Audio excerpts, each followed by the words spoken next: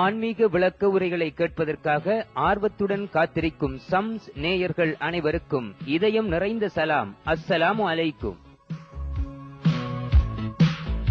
மெய்யறிவின் ஒளிச்சுடர்களாக வெளிவரும் எமது சம்ஸ் ஒலி நாடாக்கள் வரிசையிலே 4வது வெளியீடு யதார்த்தங்கள், முதலாம் பாகம்.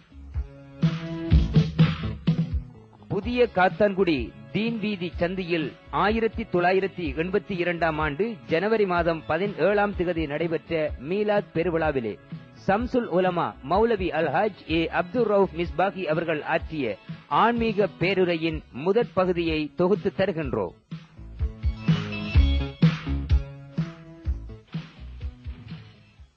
மண்டகத் தண்டரை அழைத்தல் கிருத்தியை வைத்து விளையாட வல்லீர், மண்ணகமும் விண்ணகமும் அணுவை தொலைத்ததின் மாட்டி விளையாட வல்லீர், கண்டித்த கடிவில் எழுகடலை புகட்டி கலைக்கு விளையாட வல்லீர், கருதறிய சித்தலாம் வல்லநீர் அடிமையின் கண்முன் வருத்தில்லையோ, நண்டளந்திடு நாளியாவனோ தேவரீர் நல்லடிக்களாக்கியும் நற்குணம் குடிகொண்ட பாத்திஷாவான குருநாதன் மொஹீதீனே, குறைஷி குலக்கொழுந்தான மஹ்மூது நபி கொள்கை அறியாத பாவி, கொரடாத்தை கொண்டு மாட்டினும் அறிஞர்பின் கூடி நடவாத பாவி, அரிசி விலை இலையறையுமோவென்ற கதை போல வகலிப் படைத்த பாவி, யாருக்கு வைத்த கூழாயினும் செறிவானில் அள்ளி அடைகின்ற பாவி, விரிதரும் தொப்பையை விருப்பொடு வளர்க்கமேன் மேலும் அலைகின்ற பாவி, விதியற்ற பாவியடி ஏனுமுமை நம்பினேன் வேளையில் ஆளுதற்கே,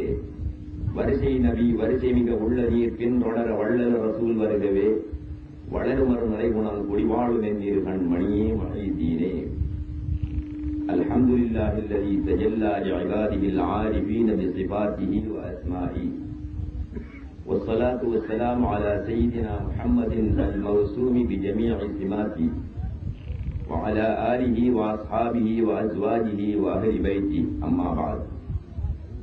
அளவற்ற அருளாளனும் நிகரற்ற அன்புடையவனுமான எல்லாம் வல்ல அல்லாஹ்வுக்கே சர்வ புகழும் குறித்தாகட்டும்.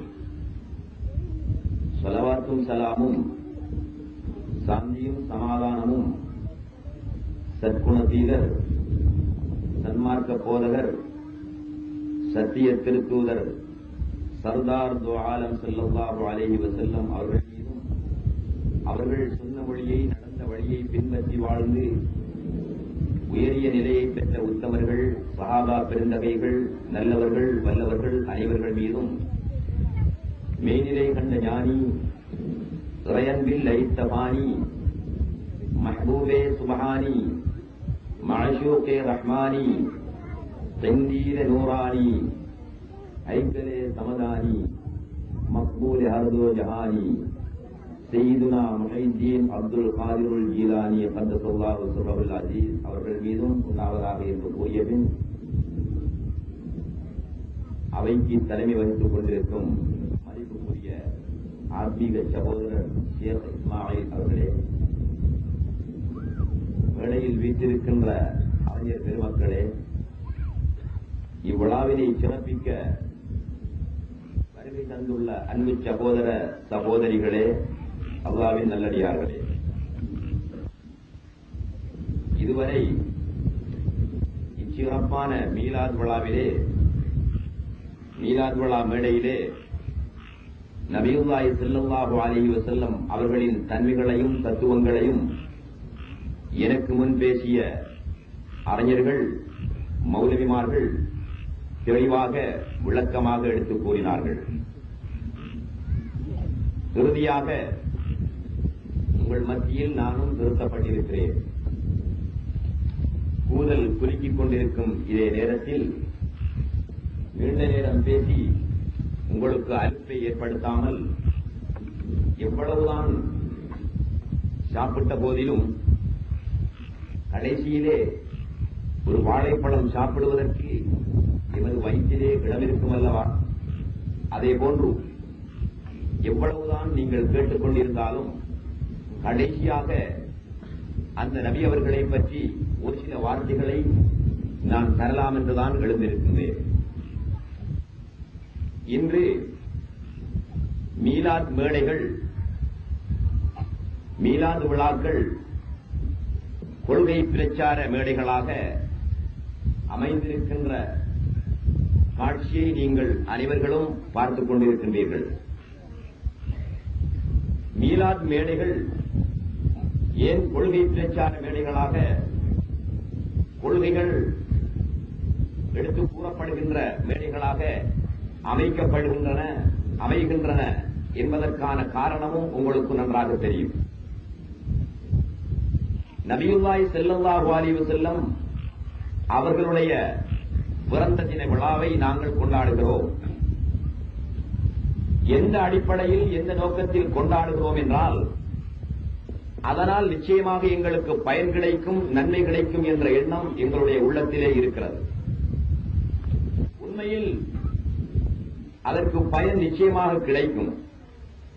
ஆயினும் அந்த நபிநாதர் யாரென்று, அவர்களுடைய தன்மைகள் எவை, அவர்களுடைய தத்துவங்கள் எவை என்பதை நாம் தெரிந்து கொள்ளாமல் முஃமின்களாக இருப்பதிலும், அவர்களுடைய உம்மத்துக்களாக இருப்பதிலும், அவர்களுக்கு விழா எடுப்பதிலும் எந்த விதமான பயனுமே கிடையாது. எனவே அவர்களுடைய உம்மத்துக்கள் என்று நாம் சொல்லிக் கொள்வதில், அவர்களுடைய வழிநடப்பவர்கள் என்று சொல்லிக் கொள்வதில், அவர்களுடைய கொள்கை, அவர்களை பற்றிய விவரம் எங்களிடத்திலே இல்லையானால் அது அர்த்தமில்லாமல் போய்விடுகிறது. எனவேதான் மீலாத் விழாக்களிலே நபியுல்லாஹி ஸல்லல்லாஹு அலைஹி வஸல்லம் அவர்களுடைய அகமிய தத்துவங்களை கொள்கை விளக்கத்தோடு சம்பந்தப்படுத்தி ஒரு சில கருத்துக்களை தரலாம் என எழுந்திருக்கிறேன். ஆதம் அலைஹிஸ்ஸலாத்து வஸ்ஸலாம் உலகத்திலே முதலாவது நபியாக தோற்றுவிக்கப்பட்டவர்கள். அது மட்டுமல்ல அவர்களுடைய விசேஷம், அவர்கள் உலகத்தில் தோன்றிய அனைத்து மக்களின் தந்தையாகவும் இருக்கிறார்கள். அபூனா ஆதம் அலைஹிஸ்ஸலாத்து வஸ்ஸலாம் என்று நாங்கள் அவர்களை வர்ணிக்கிறோம். எங்களுடைய பிதா, ஆதி பிதா ஆதம் அலைஹிஸ்ஸலாத்து வஸ்ஸலாம் என்று நாம் கூறிக்கொள்கிறோம். அவர்கள் தகப்பன் மட்டுமல்ல, உலகத்திலே அல்லாஹ்வினால் அருளப்பட்ட முதலாவது நபியாகவும் இருக்கிறார்கள்.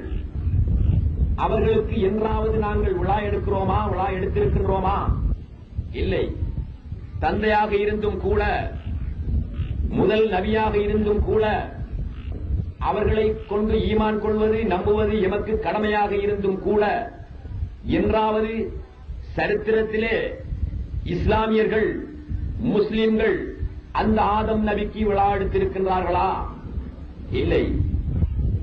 அவர்களுக்கு பின்னால் தோன்றிய ஏனைய நபிமார்களுடைய வாழ்க்கையை நாம் புரட்டி பார்ப்போம். சையதுனா இப்ராஹிம் அலைஹிஸ்ஸலாத்து வஸ்ஸலாம் அவர்கள் நபிமார்களுடைய வரிசையிலே மிகவும் மேலானவர்கள். தொழுகையில் கூட அத்தஹிய்யாத்து ஓதுகின்ற பொழுது அந்த இப்ராஹிம் அலைஹிஸ்ஸலாத்து வஸ்ஸலாம் அவர்களை நினைக்க வேண்டியதாக இருக்கிறது. அஸ்ஸலாமு அலைக்க அய்யுஹன் நபிய்யு வ ரஹ்மத்துல்லாஹி வ பரகாத்துஹு. அஸ்ஸலாமு அலைனா வ அலா இபாதில்லாஹிஸ் ஸாலிஹீன். அஷ்ஹது அன் லா இலாஹ இல்லல்லாஹ் வ அஷ்ஹது அன்ன முஹம்மதர் ரசூலுல்லாஹ். அல்லாஹும்ம ஸல்லி அலா சய்யிதினா முஹம்மதின் வ அலா ஆலி சய்யிதினா முஹம்மதின் கமா ஸல்லைத அலா இப்ராஹீம வ அலா ஆலி இப்ராஹீம வ பாரிக் அலா முஹம்மதின் வ அலா ஆலி முஹம்மதின் கமா பாரக்த அலா இப்ராஹீம வஅலா ஆலி இப்ராஹீம இன்னக ஹமீதுன் மஜீத் என்று இப்ராஹிம் அலைஹிஸ்ஸலாத்து வஸ்ஸலாம் அவர்களை தொழுகையிலே நாங்கள் நினைவுபடுத்துகிறோம். அங்கே நினைவுபடுத்தத்தான் வேண்டும். அவ்வாறு தொழுகையிலே இப்ராஹிம் அலைஹிஸ்ஸலாத்து வஸ்ஸலாம் அவர்கள் நினைவுபடுத்தப்பட்டிருந்தும் கூட, இஸ்லாமிய வரலாற்றிலேயே மிக முக்கியமான நிகழ்ச்சி ஒன்று அந்த இப்ராஹிம் அலைஹிஸ்ஸலாத்து வஸ்ஸலாம் அவர்களுக்கு நடந்திருந்தும் கூட அவர்களுக்கு நாம் விழா எடுப்பதில்லை. இப்ராஹிம் அலைஹிஸ்ஸலாத்து வஸ்ஸலாம் அவர்களுடைய காலத்திலே ஃபிரௌன் என்று ஒருவன் இருந்தான், நம்ரூத் என்று ஒருவன் இருந்தான். அந்த நம்ரூத் மிக கொடியவன். இப்ராஹிம் அலைஹிஸ்ஸலாத்து வஸ்ஸலாம் அவர்களுடன் போட்டி போட்டான். இப்ராஹிம் அலைஹிஸ்ஸலாத்து வஸ்ஸலாம் ஏகத்துவத்தை மக்கள் மத்தியிலே வழங்கப்படுத்தினார்கள், ஈமானை மக்கள் மத்தியிலே விவரித்தார்கள். இதனால் பொறாமையின் காரணத்தினால் நம்ரூத் என்பவன் பொறாமை கொண்டு இப்ராஹிம் அலைஹிஸ்ஸலாத்து வஸ்ஸலாம் அவர்களை எதிர்க்க ஆரம்பித்தான். அவன் அரசனாயிருந்த காரணத்தினால் இப்ராஹிம் அலைஹிஸ்ஸலாத்து வஸ்ஸலாம் அவர்களை சுட்டு தீக்கிரையாக்கி அவர்களை நாசமாக்க வேண்டும் என்ற எண்ணம் கொண்டு மாபெரும் நெருப்பு கிடங்கொன்றை எரித்தான். பல வருடங்கள் நெருப்பு அதிலே எரிக்கப்பட்டு இப்ராஹிம் அலைஹிஸ்ஸலாத்து வஸ்ஸலாம் அந்த நெருப்பு கிடங்கிலே தூக்கி எறியப்படுகின்றார்கள். எதற்காக? தௌஹீதை வழங்கப்படுத்தியதற்காக, ஏகத்துவத்தை மக்கள் மத்தியிலே சொன்னதற்காக, ஈமானை சொன்னதற்காக. அந்த நாட்டு மன்னன் அவர்கள் மீது பொறாமை கொண்டு இப்படி ஒரு அட்டகாசத்தை புரிகின்றான். இப்ராஹிம் அலைஹிஸ்ஸலாத்து வஸ்ஸலாம் அவர்கள் நெருப்பு கிடங்கிலே தூக்கி எறியப்படுகின்ற நேரத்தில் பல லட்சக்கணக்கான மக்கள் அந்த காட்சியை பார்த்துக் கொண்டிருக்கிறார்கள். இப்ராஹிம் அலைஹிஸ்ஸலாத்து வஸ்ஸலாம் நெருப்பிலே போய் விழுகின்ற பொழுது அந்த நெருப்பு மலராக மாறுகிறது. அந்த மலர் மீது அமர்கிறார்கள் இப்ராஹிம் அலைஹிஸ்ஸலாத்து வஸ்ஸலாம். இரண்டு கைகளிலும் இரண்டு மலர்களை எடுக்கின்றார்கள். நுகர்ந்து நுகர்ந்து அந்த வாசத்தை அனுபவித்தவர்களாக, அந்த வாசத்தில் இறைவனின் வாசத்தை நுகர்ந்தவர்களாக, அந்த மனத்திலே இறைவனின் மனத்தை அனுபவித்தவர்களாக அந்த மலர்களை கையிலே விளையாடிக் கொண்டிருக்கின்றார்கள். லட்சக்கணக்கான மக்கள் அதை பார்வையிட்டுக் கொண்டிருக்கின்றார்கள். வரலாற்றிலே, இஸ்லாமிய சரித்திரத்திலே இப்ராஹிம் அலைஹிஸ்ஸலாத்து வஸ்ஸலாம் அவர்களுக்கு நடந்தது போன்ற ஒரு நிகழ்ச்சி நடந்திருக்கின்றதா? இல்லை. அப்படி இருந்தும் வரலாற்றிலே இடம்பெற்ற இப்ராஹிம் அலைஹிஸ்ஸலாத்து வஸ்ஸலாம் அவர்களுக்கு கூட நாம் விழா எடுப்பதில்லை. ஈசா அலைஹிஸ்ஸலாத்து வஸ்ஸலாம் அவர்களுக்கு வாருங்கள், உலகத்திலே இருந்து வானுலகுக்கு உயர்த்தப்பட்ட ஒரே ஒரு நபி, நபி ஈசா அலைஹிஸ்ஸலாத்து வஸ்ஸலாம் அவர்களே ஆவார்கள். வேறு எந்த நபியும் இந்த பூமியிலிருந்து வானுலகுக்கு உயர்த்தப்பட்டு இன்று வரை ஹயாத்தோடு இருக்கவில்லை. அத்தனை நபிமார்களும் பூமியிலே தோன்றினார்கள், பூமியிலே வாழ்ந்தார்கள், பூமியிலே மரணித்து நல்லடக்கம் செய்யப்பட்டார்கள். ஆனால் ஈசா நபி அலைஹிஸ்ஸலாத்து வஸ்ஸலாம், நபி அவர்களுக்கு முன்னால் தோன்றிய கடைசி நபி ஈசா அலைஹிஸ்ஸலாத்து வஸ்ஸலாம் அவர்கள் வானுலகுக்கு உயர்த்தப்பட்டிருக்கின்றார்கள், இன்றும் ஹயாத்தோடு இருக்கின்றார்கள். என்றாவது ஒரு நாள் இந்த பூவுலகுக்கு அவர்கள் வந்து எந்த தௌஹீதை நபி அவர்கள் போதித்தார்களோ அதே தௌஹீதை போதிக்க இருக்கின்றார்கள். அப்படியான ஈசா அலைஹிஸ்ஸலாத்து வஸ்ஸலாம் இஸ்லாமிய சரித்திரத்திலே, இஸ்லாமிய வரலாற்றிலே மிக முக்கிய இடத்தை வகிக்கின்றார்கள். அந்த ஈசா அலைஹிஸ்ஸலாத்து வஸ்ஸலாம் அவர்களுக்கு விழா எடுக்கின்றோமா? இல்லை. கடைசியாக வந்த நபி, இறுதி தூதராக வந்த நபி, இஸ்லாத்தை எமக்கு அளித்த நபி முஹம்மது ஸல்லல்லாஹு அலைஹி வஸல்லம் அவர்களுக்காக மட்டும்தான் இன்று அகிலத்தின் பல கோணங்களிலும் விழா எடுக்கப்படுகின்றது. காரணம் என்ன சகோதரர்களே? அத்தனை நபிமார்களை விடவும், ஆதம் அலைஹிஸ்ஸலாத்து வஸ்ஸலாம் அவர்களையும் அவர்களுக்கு பின் தோன்றிய அத்தனை நபிமார்களை விடவும் சகல தன்மைகளிலும், சகல தத்துவங்களிலும், சகல மகத்துவங்களிலும் நபியுல்லாஹி ஸல்லல்லாஹு அலைஹி வஸல்லம் சிறந்தவர்களாக இருந்த காரணத்தினாலேதான் அவர்களுக்கு நாங்கள் விழா எடுக்கின்றோம். இவர்களிலே தங்கியிருந்த சிறப்பு இவர்களுக்கு முன் தோன்றிய எந்த ஒரு நபியிலும் இருக்கவில்லையா? நிச்சயமாக இருக்கவில்லை. ஆதம் நபியிலும் இருக்கவில்லை. அவர்களுக்கு பின்னால் தோன்றிய எந்த ஒரு நபியிலும் இந்த நபியிலே இருந்த விசேடமான தன்மை, இந்த நபியிலே இருந்த விசேடமான அகமியம் இருக்கவில்லை என்று திருக்குர்ஆன், அல் குர்ஆன் எங்களுக்கு சான்று பகிர்ந்து கொண்டிருக்கின்றது. இந்த இடத்திலே நபியுல்லாஹி ஸல்லல்லாஹு அலைஹி வஸல்லம் அவர்கள் அத்தனை நபிமார்களுக்கும் செய்யீதாக, அத்தனை ரசூல்மார்களுக்கும் தலைவராக, 1,23,999 திருத்தூதர்களுக்கும் திருக்கதர்சிகளுக்கும் தலைவராகவும், 313 திருத்தூதர்களுக்கும் தலைவராகவும் இருக்கின்ற காரணத்தினால் ஒரு தலைவருக்கு விழா எடுக்கின்ற பொழுது அந்த தலைவரை எவர்களெல்லாம் தலைவர்கள் என்று கொண்டாடுகின்றார்களோ அவர்கள் அனைவர்களுக்குமே விழா எடுத்ததாக ஆகிவிடும். நபியுல்லாஹி ஸல்லல்லாஹு அலைஹி வஸல்லம் அவர்கள் அத்தனை நபிமார்களுக்கும் தலைவராக இருக்கின்ற காரணத்தினால் தலைவருக்கு விழா எடுக்கின்ற பொழுது அத்தனை நபிமார்களுக்கும் நாம் விழா எடுக்கிறோம் என்பதுதான் அதனுடைய அர்த்தமாகிறது. எனவே நபியுல்லாஹி ஸல்லல்லாஹு அலைஹி வஸல்லம் அவர்களுக்கு விழா எடுக்கின்ற நாம் நிச்சயமாக அவர்களுக்கு முன் தோன்றிய 1,23,999 நபிமார்களுக்கும் விழா எடுக்கின்றோம். இந்த மேடை நபியுல்லாஹி ஸல்லல்லாஹு அலைஹி வஸல்லம் அவர்களுடைய புகழ் பாடக்கூடிய மேடை மட்டுமல்ல, 1,24,000 நபிமார்களுடைய புகழை பாடக்கூடிய மேடையாக, அவர்களின் வரலாறுகளை எடுத்துச் சொல்லக்கூடிய விழாவாகத்தான் அமைந்திருக்கிறது. நீங்கள் கேட்கலாம் சகோதரர்களே, நீங்கள் சிந்திக்கலாம், இத்தனை நபிமார்களுக்கும் கொடுக்கப்படாத விசேடம், அத்தனை நபிமார்களுக்கும் வழங்கப்படாத விசேடமான தன்மை இந்த முஹம்மதிலே வழங்கப்பட்டிருக்கின்ற காரணத்தினால் தானே முஹம்மது ஸல்லல்லாஹு அலைஹி வஸல்லம் தலைவரானார்கள். முஹம்மது ஸல்லல்லாஹு அலைஹி வஸல்லம் அவர்களுக்கு நாங்கள் விழா எடுக்கிறோம். ஆனால் இவர்களுக்கு வழங்கப்பட்ட அத்தனை தன்மைகளையும், இவர்களுக்கு வழங்கப்பட்ட அத்தனை மகத்துவங்களையும் ஆதம் நபிக்கு இறைவன் வழங்கியிருந்தால் நாம் யாருக்கு விழா எடுப்போம்? ஆதம் நபிக்குத்தானே விழா எடுப்போம். இஸ்மாயில் நபிக்கு வழங்கப்பட்டிருந்தால் இஸ்மாயில் நபிக்குத்தானே விழா எடுப்போம். இப்ராஹிம் நபிக்கு வழங்கப்பட்டிருந்தால் இப்ராஹிம் நபிக்குத்தானே விழா எடுப்போம். இறைவன் முஹம்மது நபிக்கு வழங்கிய காரணத்தினால் முஹம்மது நபிக்கு விழா எடுக்கிறோம். இங்கே நாம் சிந்திக்க வேண்டியது என்ன தெரியுமா? முஹம்மது நபி அவர்களுக்கு இத்தனை தன்மைகளையும், இத்தனை மகத்துவங்களையும், இத்தனை மகிமைகளையும் வழங்குவதற்கு அவர்களில் இருந்த விசேடம் என்ன? அவர்களிலே தங்கியிருந்த அம்சம் என்ன? ஒருவரில் ஒரு அம்சம் தங்கியிருந்தால் அல்லவா அவருக்கு பல பதவிகளையும் பட்டங்களையும் மகத்துவங்களையும் நாங்கள் வழங்குகிறோம். ஆதம் நபியிலே அப்படியான தன்மைகள் இருக்கவில்லை, அதனால் அவர்களுக்கு வழங்கப்படவில்லை. இப்ராஹிம் நபியிலே இருக்கவில்லை, அதனால் அவர்களுக்கு வழங்கப்படவில்லை.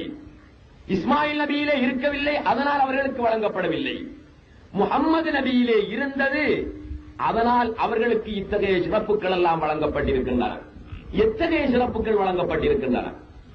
நாங்கள் நபியுல்லாஹி ஸல்லல்லாஹு அலைஹி வஸல்லம் அவர்களை எங்களுடைய நபியாக ஏற்றிருக்கின்றோம், எங்களுடைய தலைவர் என்று கொண்டிருக்கின்றோம். ஆனால் அவர்களில் இருக்கின்ற விசேடங்களை, விசேடமான தன்மைகளை இவ்வளவுதான் என்று யாராலும் மட்டிட்டு அறிய முடியுமா? அறிந்திருக்கின்றோமா?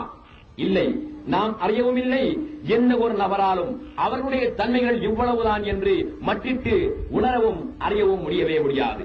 இதை பற்றி சலஃபத்துல்லாஹில் காஹிரி ரஹ்மத்துல்லாஹி அலைஹி அவர்கள் ஒரு பாடலிலே சுட்டிக்காட்டுகின்றார்கள். உலகத்தில் இருக்கின்ற மண்ணை ஒவ்வொன்றாக உலகத்தில் உள்ள அத்தனை மக்களும் சேர்ந்து எண்ணி கணக்கெடுத்து விட நினைப்பார்களானால் முடியாத காரியம். சரி, அதனால் முடியும் என்று இருந்தாலும் நபியுல்லாஹி ஸல்லல்லாஹு அலைஹி வஸல்லம் அவர்களுடைய மகிமைகளையும் மகத்துவங்களையும் தன்மைகளையும் சிறப்புகளையும் எந்த ஒரு நபராலும் அல்லது உலகத்தில் உள்ள அத்தனை மக்கள் கூடி ஒரே நேரத்திலே என்று எண்ணி முடித்தாலும் எண்ணி முடிக்க முடியாத சிறப்புகளை பெற்றிருக்கின்றார்கள் நபியுல்லாஹி ஸல்லல்லாஹு அலைஹி வஸல்லம் அவர்கள். அதை நாங்கள் விளங்கி இருக்கின்றோமா? இல்லை. லா இலாஹ இல்லல்லாஹ் முஹம்மதுர் ரசூலுல்லாஹ் என்று நானும் சொல்கிறேன், நீங்களும் சொல்லி இருக்கின்றீர்கள். ஆனால் அந்த நபியிலே இருக்கின்ற விசேடங்களை அறியாத காரணத்தினால் சர்வசாதாரணமாக ஏற்கனவே எனக்கு முன்னால் பேசிய மௌலவி இப்ராஹிம் அவர்கள் சுட்டிக்காட்டினார்கள். சவுதி அரேபியாவிலே வாழுகின்ற அராபியர்கள் ரசூலுல்லாஹி ஸல்லல்லாஹு அலைஹி வஸல்லம் அவர்களுக்கு எந்த அளவுக்கு மகத்துவம், கண்ணியம், கௌரவம் கொடுக்கிறார்கள் என்றால் இரண்டு கையிலும் செருப்பை ஏந்தியவர்களாக அஸ்ஸலாமு அலைக்கும் என்று ரசூலுல்லாஹ்வுக்கு ஒரு மச்சானுக்கு இன்னொரு மச்சான் மச்சினன் சலாம் சொல்லிக் கொள்வது போல் ரசூலுல்லாஹி ஸல்லல்லாஹு அலைஹி வஸல்லம் அவர்களுக்கு சலாம் சொல்லக்கூடிய நிலையிலேதான் அராபியர்கள் இருக்கிறார்கள். அந்த அளவுக்கு தான் பெருமானார் ஸல்லல்லாஹு அலைஹி வஸல்லம் அவர்களை அவர்கள் கணித்திருக்கின்றார்கள், உணர்ந்திருக்கின்றார்கள், வைத்திருக்கின்றார்கள். காரணம், அவர்களுடைய தன்மையை விளங்காத ஒருவன் நிச்சயமாக நபியுல்லாஹி ஸல்லல்லாஹு அலைஹி வஸல்லம் அவர்களை அப்படித்தான் விளங்குவான். ஆமினாவுடையவும் அப்துல்லாவுடையவும் அருமை புதல்வர் என்று அபூ லஹப் தெரிந்து வைத்திருந்தான், அபூ ஜஹல் தெரிந்து வைத்திருந்தான், உத்பா தெரிந்து வைத்திருந்தான். அதே போன்று இன்று நாங்களும் ஆமினாவுடையவும் அப்துல்லாவுடையவும் மகன் தான் முகம்மது என்று தெரிந்து வைத்திருக்கின்றோமே தவிர அந்த முகம்மதை பற்றிய தன்மைகள், அவர்களுக்கு இறைவனால் விசேடமாக வழங்கப்பட்ட விசேட தன்மைகள் என்னவென்று எங்களுக்கு தெரியாமல் இருக்கின்றது. அந்த விசேட தன்மைகளில் ஒரு சிலதை மட்டும் உங்களுக்கு நான் தருகிறேன். ரசூலுல்லாஹி ஸல்லல்லாஹு அலைஹி வஸல்லம் மனிதர்களிலே இவ்வளவு சிறப்புக்குரியவர்களா என்பதை நீங்களே தெரிந்து கொள்ளலாம். எந்த அளவுக்கு அல்லாஹ் ரசூலுல்லாஹ்வுக்கு கண்ணியம் கொடுத்திருக்கின்றான். அல்லாஹ் கண்ணியம் கொடுத்திருந்தால் நாங்கள் எந்த அளவுக்கு அந்த ரசூலுக்கு கண்ணியம் கொடுக்க வேண்டும் என்பதை நீங்களே உணர்ந்து கொள்ள வேண்டும். அவன் சொல்லி இருக்கின்றான், வமல்லம் யுஸல்லி அலைக்கும் லா ஸலாத்த லஹு. முஹம்மதே, உங்கள் மீது ஒருவர் ஸலவாத் சொல்லவில்லையானால், உங்கள் மீது ஒருவர் சலாம் சொல்லவில்லையானால் அவர் தொழுகின்ற தொழுகையே நிறைவேறி விடாது என்று சட்டத்திலே எழுதப்பட்டிருக்கிறது. மார்க்க லோவிலே மார்க்க சட்டத்திலே பிறகு கிதாபுக்களை எடுத்து பார்க்கின்ற பொழுது நாம் அத்தஹியாத் ஓதுகின்றோம் அல்லவா? அந்த அத்தஹியாத்திலே அஸ்ஸலாமு அலைக்க அய்யுஹன் நபியு வ ரஹ்மத்துல்லாஹி வ பரகாத்துஹு என்று அவர்களுக்கு சலாம் உரைக்கவில்லையானால் அந்த அத்தஹியாத்து கூடாது. அத்தஹியாத்து கூடாது என்றால் தொழுகையே கூடாமல் போய்விடுகிறது. அதற்கு பின்னால் வாருங்கள், அல்லாஹும்ம ஸல்லி வ ஸல்லிம் அலா ரசூலிக ஸய்யிதினா வ நபியினா வ மௌலானா முஹம்மதின் என்று அந்த இடத்திலே ரசூலுல்லாஹ்வுக்கு சலாமும் ஸலவாத்தும் சொல்லவில்லையானால் அத்தஹியாத்து வீணாகி போய்விடுகிறது. அத்தஹியாத்து வீணாகிவிட்டால் அந்த தொழுகை கூடுமா? கூடாது. எனவே ஒரு மனிதன் ஐங்காலம் தொழக்கூடிய தொழுகை நிறைவேறுவதாயிருந்தால் அவன் நிச்சயமாக அவனுடைய தொழுகையிலே அந்த நபிநாதரை நினைக்கவே வேண்டும். இல்லாது போனால் அவனுடைய தொழுகையே கூடாமல் போய்விடுகிறது. அது மட்டுமல்ல, இன்னும் சற்று அங்கே மேலே சென்று அல்லாமா கஸ்ஸாலி ரஹ்மத்துல்லாஹி அலைஹி ஒரு விஷயத்தை கூறுகின்றார்கள். ஒரு மனிதன் அத்தஹியாத்து ஓதுகின்ற பொழுது அஸ்ஸலாமு அலைக்க அய்யுஹன் நபியு வ ரஹ்மத்துல்லாஹி வ பரகாத்துஹு என்று ஓதுகிறான். அந்த நேரத்திலே நபியுல்லாஹி ஸல்லல்லாஹு அலைஹி வஸல்லம் அவர்களுக்கு சலாம் கூறுகிறான். நபியே நாயகமே, என்னுடைய சலாம் உங்களுக்கு உண்டாவதாக, அல்லாஹ் தஆலாவுடைய அருள் உண்டாவதாக, அல்லாஹ்வுடைய ரஹமத் உங்களுக்கு உண்டாவதாக என்று ஒருவன் சொல்லுகிறான். தொழுகையிலே அத்தஹியாத் ஓதுகிற பொழுது அஸ்ஸலாமு அலைக்க அய்யுஹன் நபியு என்று இந்த வார்த்தையை இவன் கூறுகிற பொழுது நிச்சயமாக ரசூலுல்லாஹி ஸல்லல்லாஹு அலைஹி வஸல்லம் அவர்களை தன்னுடைய வெளிக்கண்ணால் அவன் காணாது போனாலும் மனக்கண்ணாலே அவன் காண வேண்டும். மனக்கண்ணால் காணாமல் அஸ்ஸலாமு அலைக்க அய்யுஹன் நபியு என்று சொல்வானே, ஆனால் அவனுடைய சொல் பொய்யாகி விடுகிறது. உதாரணமாக, ஒருவர் தான் தனியே அமர்ந்து கொண்டு உட்கார்ந்து கொண்டு ஒருவரும் இல்லாத இடத்திலே தனிமையாக அமர்ந்து கொண்டு அஸ்ஸலாமு அலைக்கும் அஸ்ஸலாமு அலைக்கும் என்று சொல்லிக் கொண்டிருக்கிறார். இன்னொருவர் அங்கே போய் பார்க்கின்ற பொழுது ஒருவர் தனிமையாக இருந்து கொண்டு அஸ்ஸலாமு அலைக்கும் என்று சொல்லிக் கொண்டிருக்கிறார். பார்க்கிறவன் என்ன நினைப்பான்? இவன் பைத்தியக்காரன்.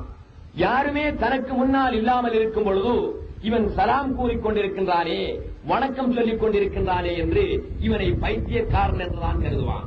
ஒருவன் வணக்கம் வணக்கம் என்று சொல்வதாயிருந்தால் அவனுக்கு முன்னாலே யாராவது ஒருவன் நிற்க வேண்டும்.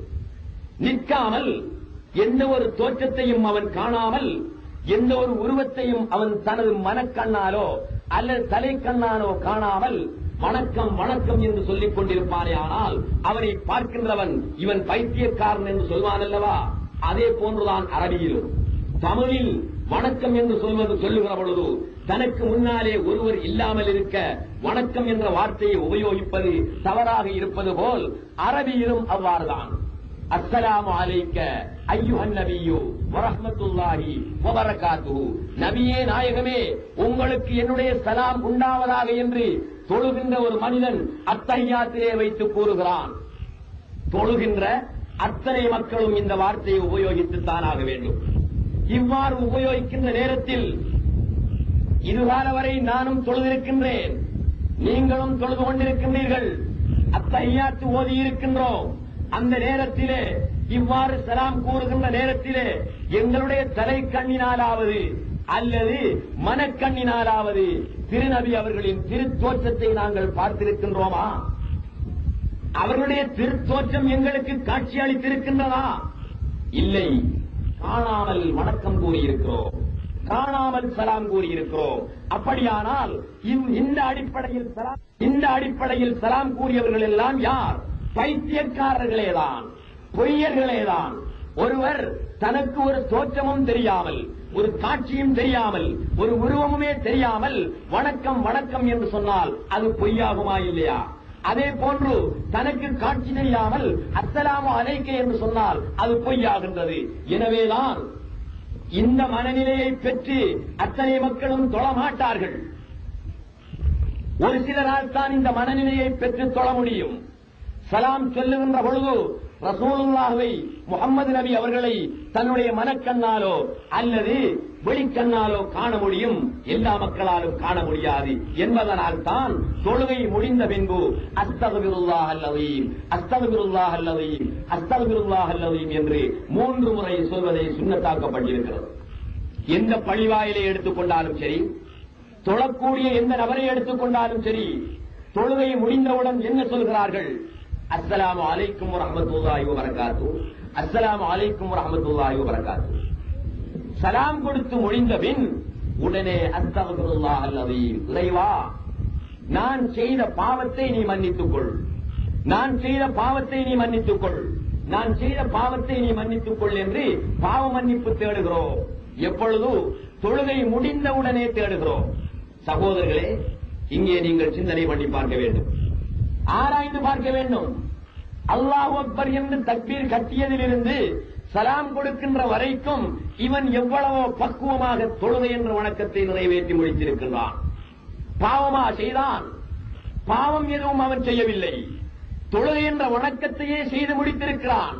வணக்கத்தை செய்தவன் எதற்காக பாவ மன்னிப்பு கோர வேண்டும்? பாவம் செய்தவன் அல்லவா பாவ மன்னிப்பு கோருவது? ஒருவருக்கு தவறு செய்தால் அல்லவா என்னை மன்னித்து விடு என்று சொல்வது.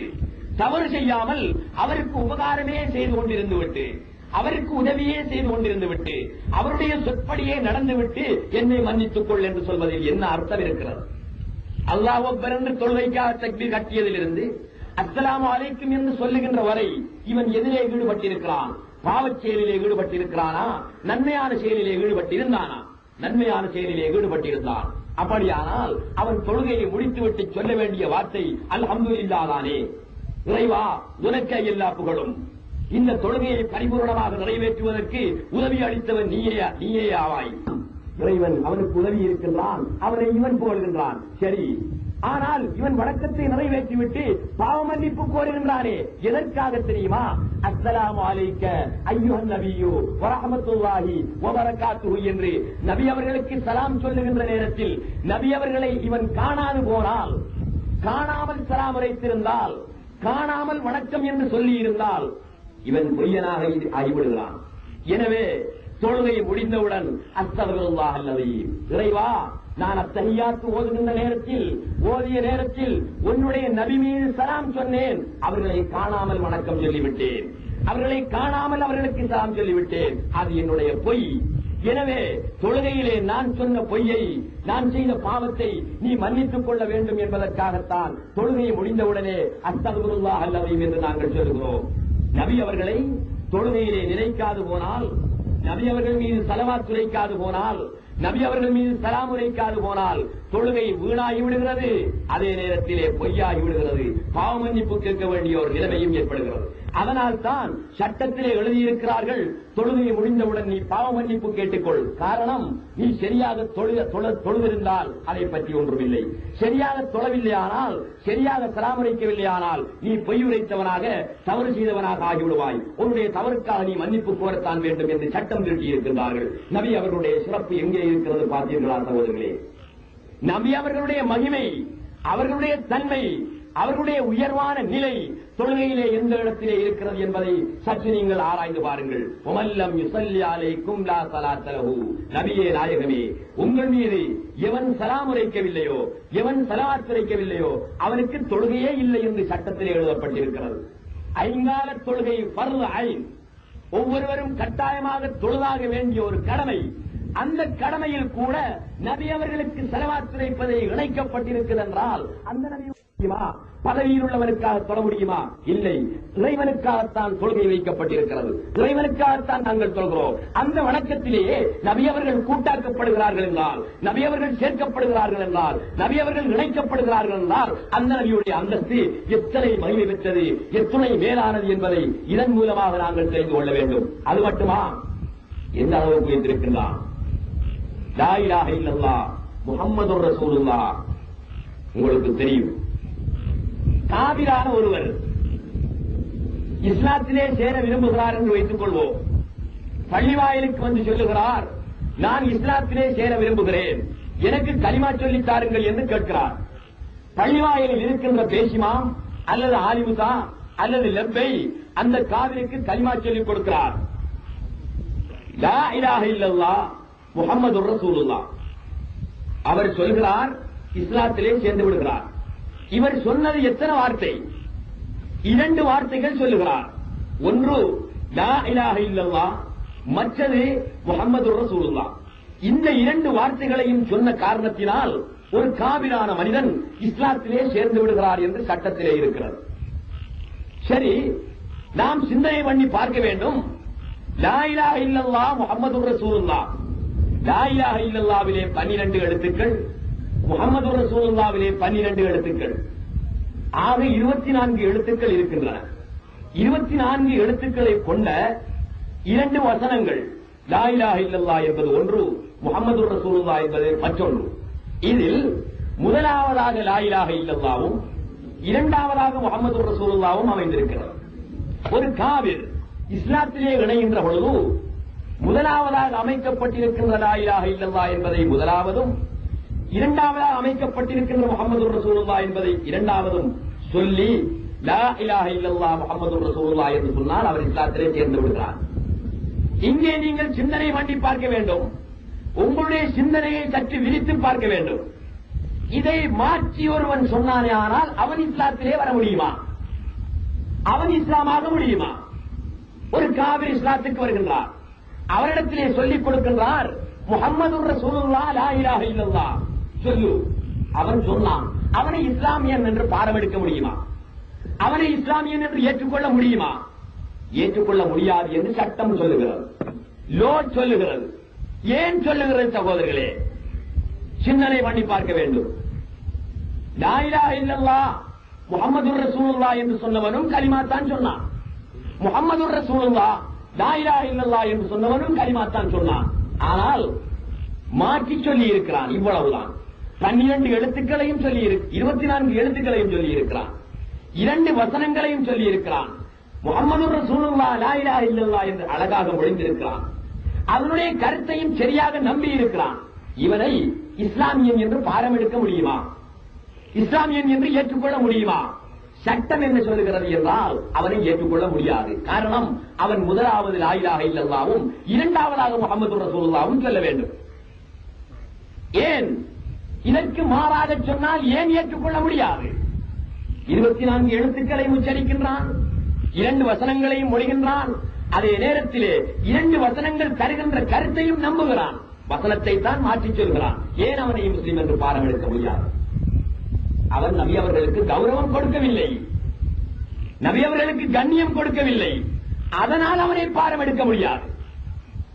முஹம்மதுர் ரசூலுல்லாஹ் லா இலாஹ இல்லல்லாஹ் என்று சொன்னானே ஆனால் முஹம்மதுர் ரசூலுல்லாஹ் என்ற வசனத்தை முதலிலும் லா இலாஹ இல்லல்லாஹ் என்ற வசனத்தை இரண்டாவதும் சொல்வானே ஆனால் அவன் நபி அவர்களுக்கு கண்ணியம் கொடுக்கவில்லை. காரணம், நபி அவர்களுடைய பெயரை முதலில் சொன்னவன் நபி அவர்களுக்கு கண்ணியம் கொடுத்தவனாவானா? இல்லையே.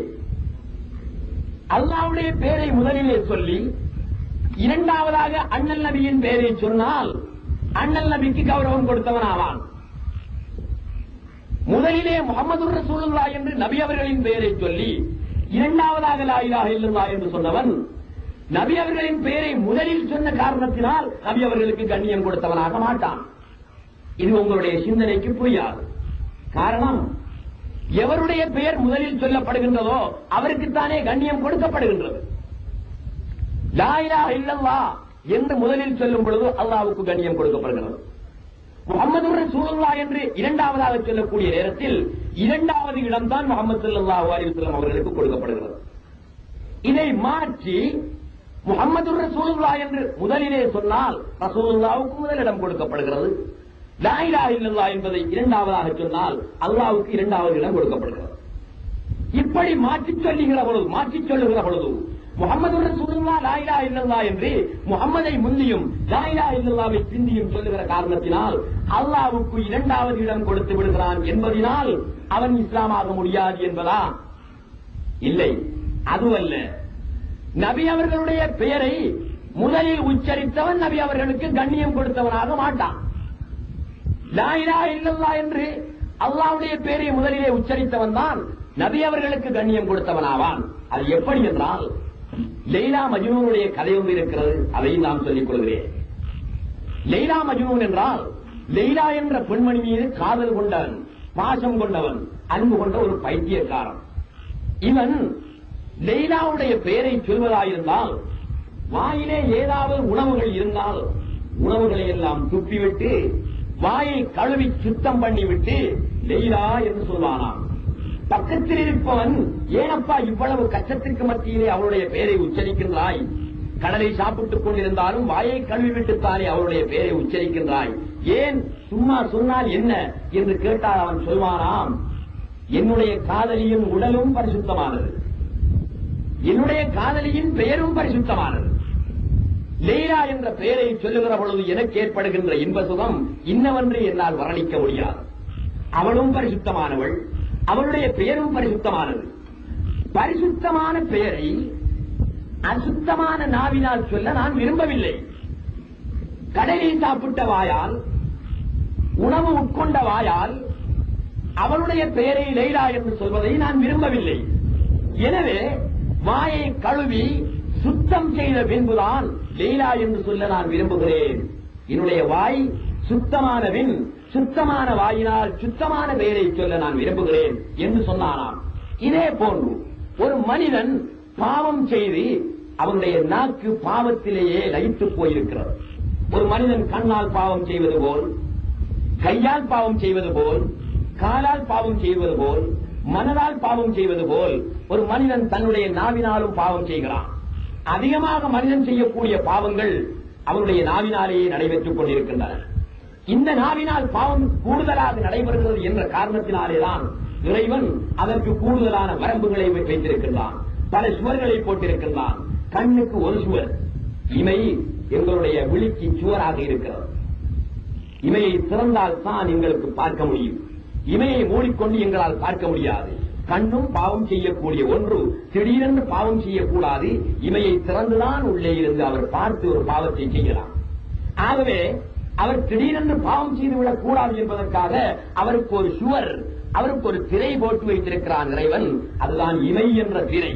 அந்த திரையை அவர் நீக்கிவிட்டு தான் பாவம் செய்யலாம். அவரை விட கொடியவர் தான் நாவு என்பவர்.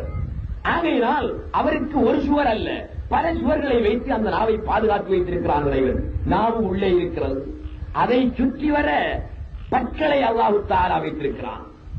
சாதாரணமாக இருக்கிறது பல், மிகவும் வலிமையானது, சக்தி மிக்கதாக இருக்கிறது.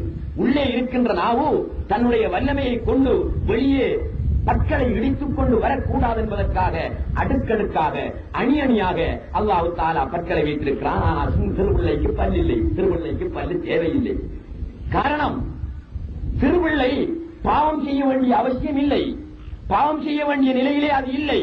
ஆகையினால் சிறுபிள்ளைகளுக்கு வரம்பு தேவையில்லை, சிறுபிள்ளைகளுடைய நாவுக்கு சுவர் தேவையில்லை. அதே போன்று சிறுபிள்ளைகளுடைய நிலையிலே இருக்கின்ற வயோதிபனுக்கும் பல்லு தேவையில்லை. ஆனால் வயோதிபனோ அவன் எந்த நிலையில் இருக்க வேண்டுமோ அந்த நிலைக்கு மாறாக இன்று நடந்து கொண்டிருக்கிறான். எந்த நிலையில் அவன் இருக்க வேண்டும் என்றால், தன்னுடைய பற்கள் போனவுடன் அவன் உணர வேண்டும், நான் சிறுபிள்ளையாக இருக்கின்ற நேரத்தில் எனக்கு பல் இல்லை அல்லவா, அந்த நிலையிலே நான் இருக்கிறேன். சிறுபிள்ளையாக இருக்கின்ற நேரத்தில் ஏன் எனக்கு பல் இல்லாமல் போறது? எனக்கு வரம்பு தேவையில்லை, எனக்கு சுவர் அந்த நேரத்திலே தேவையில்லை. அதே போன்று இந்த நேரத்திலும் எனக்கு சுவர் தேவையில்லை, இந்த நேரத்திலும் என்னுடைய நாவுக்கு வரம்பு தேவையில்லை. அந்த நிலையிலே நான் இருந்து கொள்ளலாம் என்பதை அந்த வயோதிகன் உணர வேண்டும். ஆனால் இன்று வாழக்கூடிய வயோதிகர்களில் அநேகர் அந்த நிலைமையை உணராமல் பாவச் செயல்களிலே மிக கூடுதலாக ஈடுபட்டுக் கொண்டிருக்கின்றார்கள். அது ஒரு புறம் இருக்க, இந்த உள்ளே இருக்கின்ற நாவு வெளியே திடீரென்று வந்து பாவத்திலே ஈடுபடாமல் அதை கவர் பண்ணி இருக்கிறான் இறைவன். எத்தனையோ பற்களை கொண்டு வளைத்து சுவர் எழுப்பி இருக்கின்றான். திடீரென்று அந்த நாவு இந்த சுவர்களிலே இருக்கின்ற தூணுகளை இடித்துக் கொண்டு வெளியே வர முடியாது. அப்படித்தான் வந்துவிட்டாலும், அப்படியும் ஒரு சக்தி அதற்கு இருக்கிறது. வந்துவிட்டாலும் அதற்கு மேலாலே ஒரு கவரிங் ஒன்றை கொடுத்திருக்கிறான், உதடி என்று சொல்லக்கூடிய கவரிங். அந்த கவரிங் திடீரென்று இவர் வெளியே வந்து விடாமல் பாதுகாத்திருக்கின்றது. இப்படியான பாதுகாப்புகளை எல்லாம், இப்படியான கோடுகளை எல்லாம் தாண்டியும் பாவம் செய்யக்கூடிய ஒரு நிலை இந்த நாவிலே இருக்கின்ற காரணத்தினாலேதான் நபியுல்லாஹி ஸல்லல்லாஹு அலைஹி வஸல்லம் அவர்கள் நாவை பற்றி கடுமையாக சொன்னார்கள். மை யல்மன்லி மா பைன லஹ்யைஹி வரிஜ்லைஹி அல்மன் லஹுல் ஜன்னah என்றார்கள் நபியுல்லாஹி ஸல்லல்லாஹு அலைஹி வஸல்லம் அவர்கள். மை யல்மன்லி மா பைன லஹ்யைஹி, ஒருவன் தன்னுடைய நாவுக்கு தன்னுடைய நாவை பாதுகாப்பேன் என்று துணை நிற்கின்றானோ அவனுக்கு நான் சுவர்க்கத்தை பெற்றுக் கொடுக்க பிணை நிற்கின்றேன் என்றார்கள் நாயகம் ஸல்லல்லாஹு அலைஹி வஸல்லம். ஒமா பைன லஹ்யைஹி ஒமா பைன ரிஜ்லைஹி. இன்னும் ஒரு ஆணோ ஒரு பெண்ணோ தன்னுடைய 2 கால்களுக்கு மத்தியிலே இருக்கின்ற மர்மஸ்தானத்தை பாதுகாப்பேன் என்று எவர் எனக்கு பிணை நிற்கின்றாரோ அவருக்கு சுவர்க்கத்தை பெற்றுக் கொடுக்க நான் பிணை நிற்கின்றேன் என்றார்கள் நபியுல்லாஹி ஸல்லல்லாஹு அலைஹி வஸல்லம். இப்படி மனிதனுடைய உறுப்புகளிலே கண் பாவம் செய்யக்கூடியது, ஆனால் அதுவும் கவர் பண்ணப்பட்டிருக்கிறது, சுவர் போடப்பட்டிருக்கிறது. நாவும் பாவம் செய்யக்கூடியது, அதனால் அதுவும் சுவர் போடப்பட்டிருக்கிறது, மேலும் வலுவான சுவர் போடப்பட்டிருக்கிறது அதற்கு. இப்படியாக பாவம் செய்த நாவு, பாவத்திலே தோய்ந்த நாவு, பாவத்திலே துவண்டு போன நாவு, பாவத்திலே லயித்து போன நாவு அசுத்தமான நாவு. அந்த அசுத்தமான நாவினால் முஹம்மது என்ற பெயரை முதலிலே இவன் சொன்னால் முஹம்மதுடைய பெயருக்கு இவன் கண்ணியம் கொடுக்கவில்லை. மலத்தை அள்ளிய கரண்டியால் மாணிக்கத்தை அள்ளியவனை போன்றாகி விடுவான். மலத்தை அள்ளிய கரண்டியால் மாணிக்கத்தை எடுப்பதாயிருந்தால் கரண்டியை கழுவி சுத்தம் செய்துவிட்டு தான் மாணிக்கத்தை எடுக்க வேண்டும். முஹம்மது ஸல்லல்லாஹு அலைஹி வஸல்லம் அவருடைய பெயர் மாணிக்கம் போன்றது, இவருடைய நாவும் கரண்டி போன்றது. இந்த நாவினால் கோடானு கோடி பாவங்களை செய்துவிட்டு முஹம்மது ரசூலுல்லாஹ் என்று சொன்னானே, ஆனால் பாவம் செய்த நாவினால் அசுத்தத்தை அள்ளிய கரண்டியினால் நபி அவர்கள் என்ற முத்தென்ற முஹம்மதுடைய பெயரை அள்ளியவனாவான். எனவேதான் லா இலாஹ இல்லல்லாஹ் என்று முதலிலே நீ சொல். அந்த சொல்லிலே லா இலாஹ இல்லல்லாஹ் என்ற வசனத்திலே உன்னுடைய நாவிலே படர்ந்து படிந்து கிடக்கின்ற பாவம் என்ற அசுத்தங்களை கரித்து சாம்பலாக்கி கழுவி சுத்தம் செய்யக்கூடிய ஒரு நிலை, ஒரு தன்மை லா இலாஹ இல்லல்லாஹ்விலே இருக்கிறது. லா இலாஹ இல்லல்லாஹ் என்று நீ சொன்னவுடன் உன்னுடைய நாவு பாவத்திலிருந்து சுத்தம் பெற்று விடுகிறது. நாவினால் செய்த பாவங்கள் எல்லாம் கரிந்து சாம்பலாய் போய் விடுகின்றன.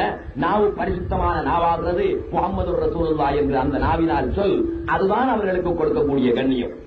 அப்படியானால் கலிமாவிலே முஹம்மது ரசூலுல்லாஹ்வை முதலில் வைக்க வேண்டுமா, லா இலாஹ இல்லல்லாஹ்வை முதலில் வைக்க வேண்டுமா? எதை முதலில் வைப்பது நியாயம் என்பதை நீங்களே தெரிந்து கொள்ளுங்கள் சகோதரர்களே. எனவே நபி அவர்களுக்கு லா இலாஹ இல்லல்லாஹ் முஹம்மது ரசூலுல்லாஹ் என்பதில் இறைவன் முதலிடம் கொடுத்திருக்கிறார். அப்படியானால் கலிமாவிலேயே மூல மந்திரத்திலேயே ஒரு காவிரை இஸ்லாமாக்கக்கூடிய ஒரு மந்திரத்திலேயே நபி அவர்களுக்கு முதலிடம் கொடுக்கப்படுகிறது என்றால், தொழுகையிலே முதலிடம் கொடுக்கப்படுகிறது என்றால், அந்த நபியுடைய கௌரவம், அந்த நபியுடைய மகிமை எத்தனை எத்தனை எம்மாத்திரம் நீங்களே சிந்தனை பண்ணி பாருங்கள் சகோதரர்களே. அது மட்டுமா, இன்று நானும் நீங்களும் திருமணம் செய்திருக்கிறோம். எங்களிடத்திலே ஒரு பெரியவர் வந்து, ஒரு ஷேக் வந்து, அல்லது ஒரு வலியுல்லா வந்து, அல்லது ஒரு குத்துபு வந்து, மனிதா நீ உன்னுடைய மனைவியை தலாக்கு சொல்ல வேண்டும், நான் அவளை திருமணம் செய்ய வேண்டும் என்று கேட்கிறார் என்று வைத்துக் கொள்வோம். அவர் பெரியார் என்பதற்காக, அவர் வலியுல்லா என்பதற்காக, அவர் குத்துபு என்பதற்காக, அவர் ஷேக் என்பதற்காக எங்களுடைய மனைவியை தலாக்கு சொல்லி அவருக்கு திருமணம் செய்து வைக்க முடியுமா? தலாக்கு சொல்வது கடமையா? இல்லை. இவர் விரும்பினால், தலாக்கு சொல்லக்கூடிய காரணம் இருந்தால் தலாக்கு சொல்லிவிடலாம். தலாக்கு சொல்வதற்கும் சரியான காரணம் இருந்தால் தான் தலாக்கு சொல்லலாம். நினைத்த இடத்தில் எல்லாம், கண்ட இடத்தில் எல்லாம், நினைத்த காரியங்களுக்கெல்லாம் ஒருவர் மனைவியை தலாக்கு சொல்வது ஹலாலான காரியமாக இருந்தாலும் அது இறைவனுக்கு மிக கோபமானது என்றார்கள் நபியுல்லாஹி ஸல்லல்லாஹு அலைஹி வஸல்லம் அவர்கள். அபுகலுல் ஹலாலி இலல்லாஹி அபுகலுல் ஹலாலி இலல்லாஹி தலாக். ஹலாலான விஷயங்களிலும் இறைவனுக்கு கோபமானது இருக்கிறது. ஹலாலான விஷயம்தான், ஆனாலும் அதிலே இறைவனுடைய கோபம் ஏற்படும். அது என்ன தெரியுமா? அதுதான் தலாக் என்றார்கள் நபியுல்லாஹி ஸல்லல்லாஹு அலைஹி வஸல்லம். உரிய காரணம் இல்லாமல், உரிய நியதி இல்லாமல், உரிய நியாயம் இல்லாமல் தலாக்கு சொல்வது பாவமான காரியம் என்றார்கள் நபியுல்லாஹி ஸல்லல்லாஹு அலைஹி வஸல்லம். ஒரு பெரியார் வந்து தான் உன்னுடைய மனைவியை திருமணம் செய்ய போகிறேன் என்று சொன்னால் அவளை தலாக்கு சொல்வதற்கு அது சரியான காரணமாகுமா? அது காரணமாகாது. அதற்காக தலாக்கு சொல்லவும் முடியாது. ஆனால் நபியுல்லாஹி ஸல்லல்லாஹு அலைஹி வஸல்லம் எந்த ஒரு சஹாபியை பார்த்தாலும், இன்று அவர்கள் ஹயாத்தோடு இருந்தாலும் அதே சட்டம் தான். வபாத்தாகிவிட்டார்களே, அவருடைய சட்டம் அவருடைய ஹயாத்தோடு முடிந்து போய்விட்டது என்பது அர்த்தம் அல்ல. அங்கிருந்த சட்டம் இன்று அவர்கள் ஹயாத்தோடு இருந்தாலும் அதே சட்டம் தான். அங்கிருந்த சட்டம் எப்படி தெரியுமா?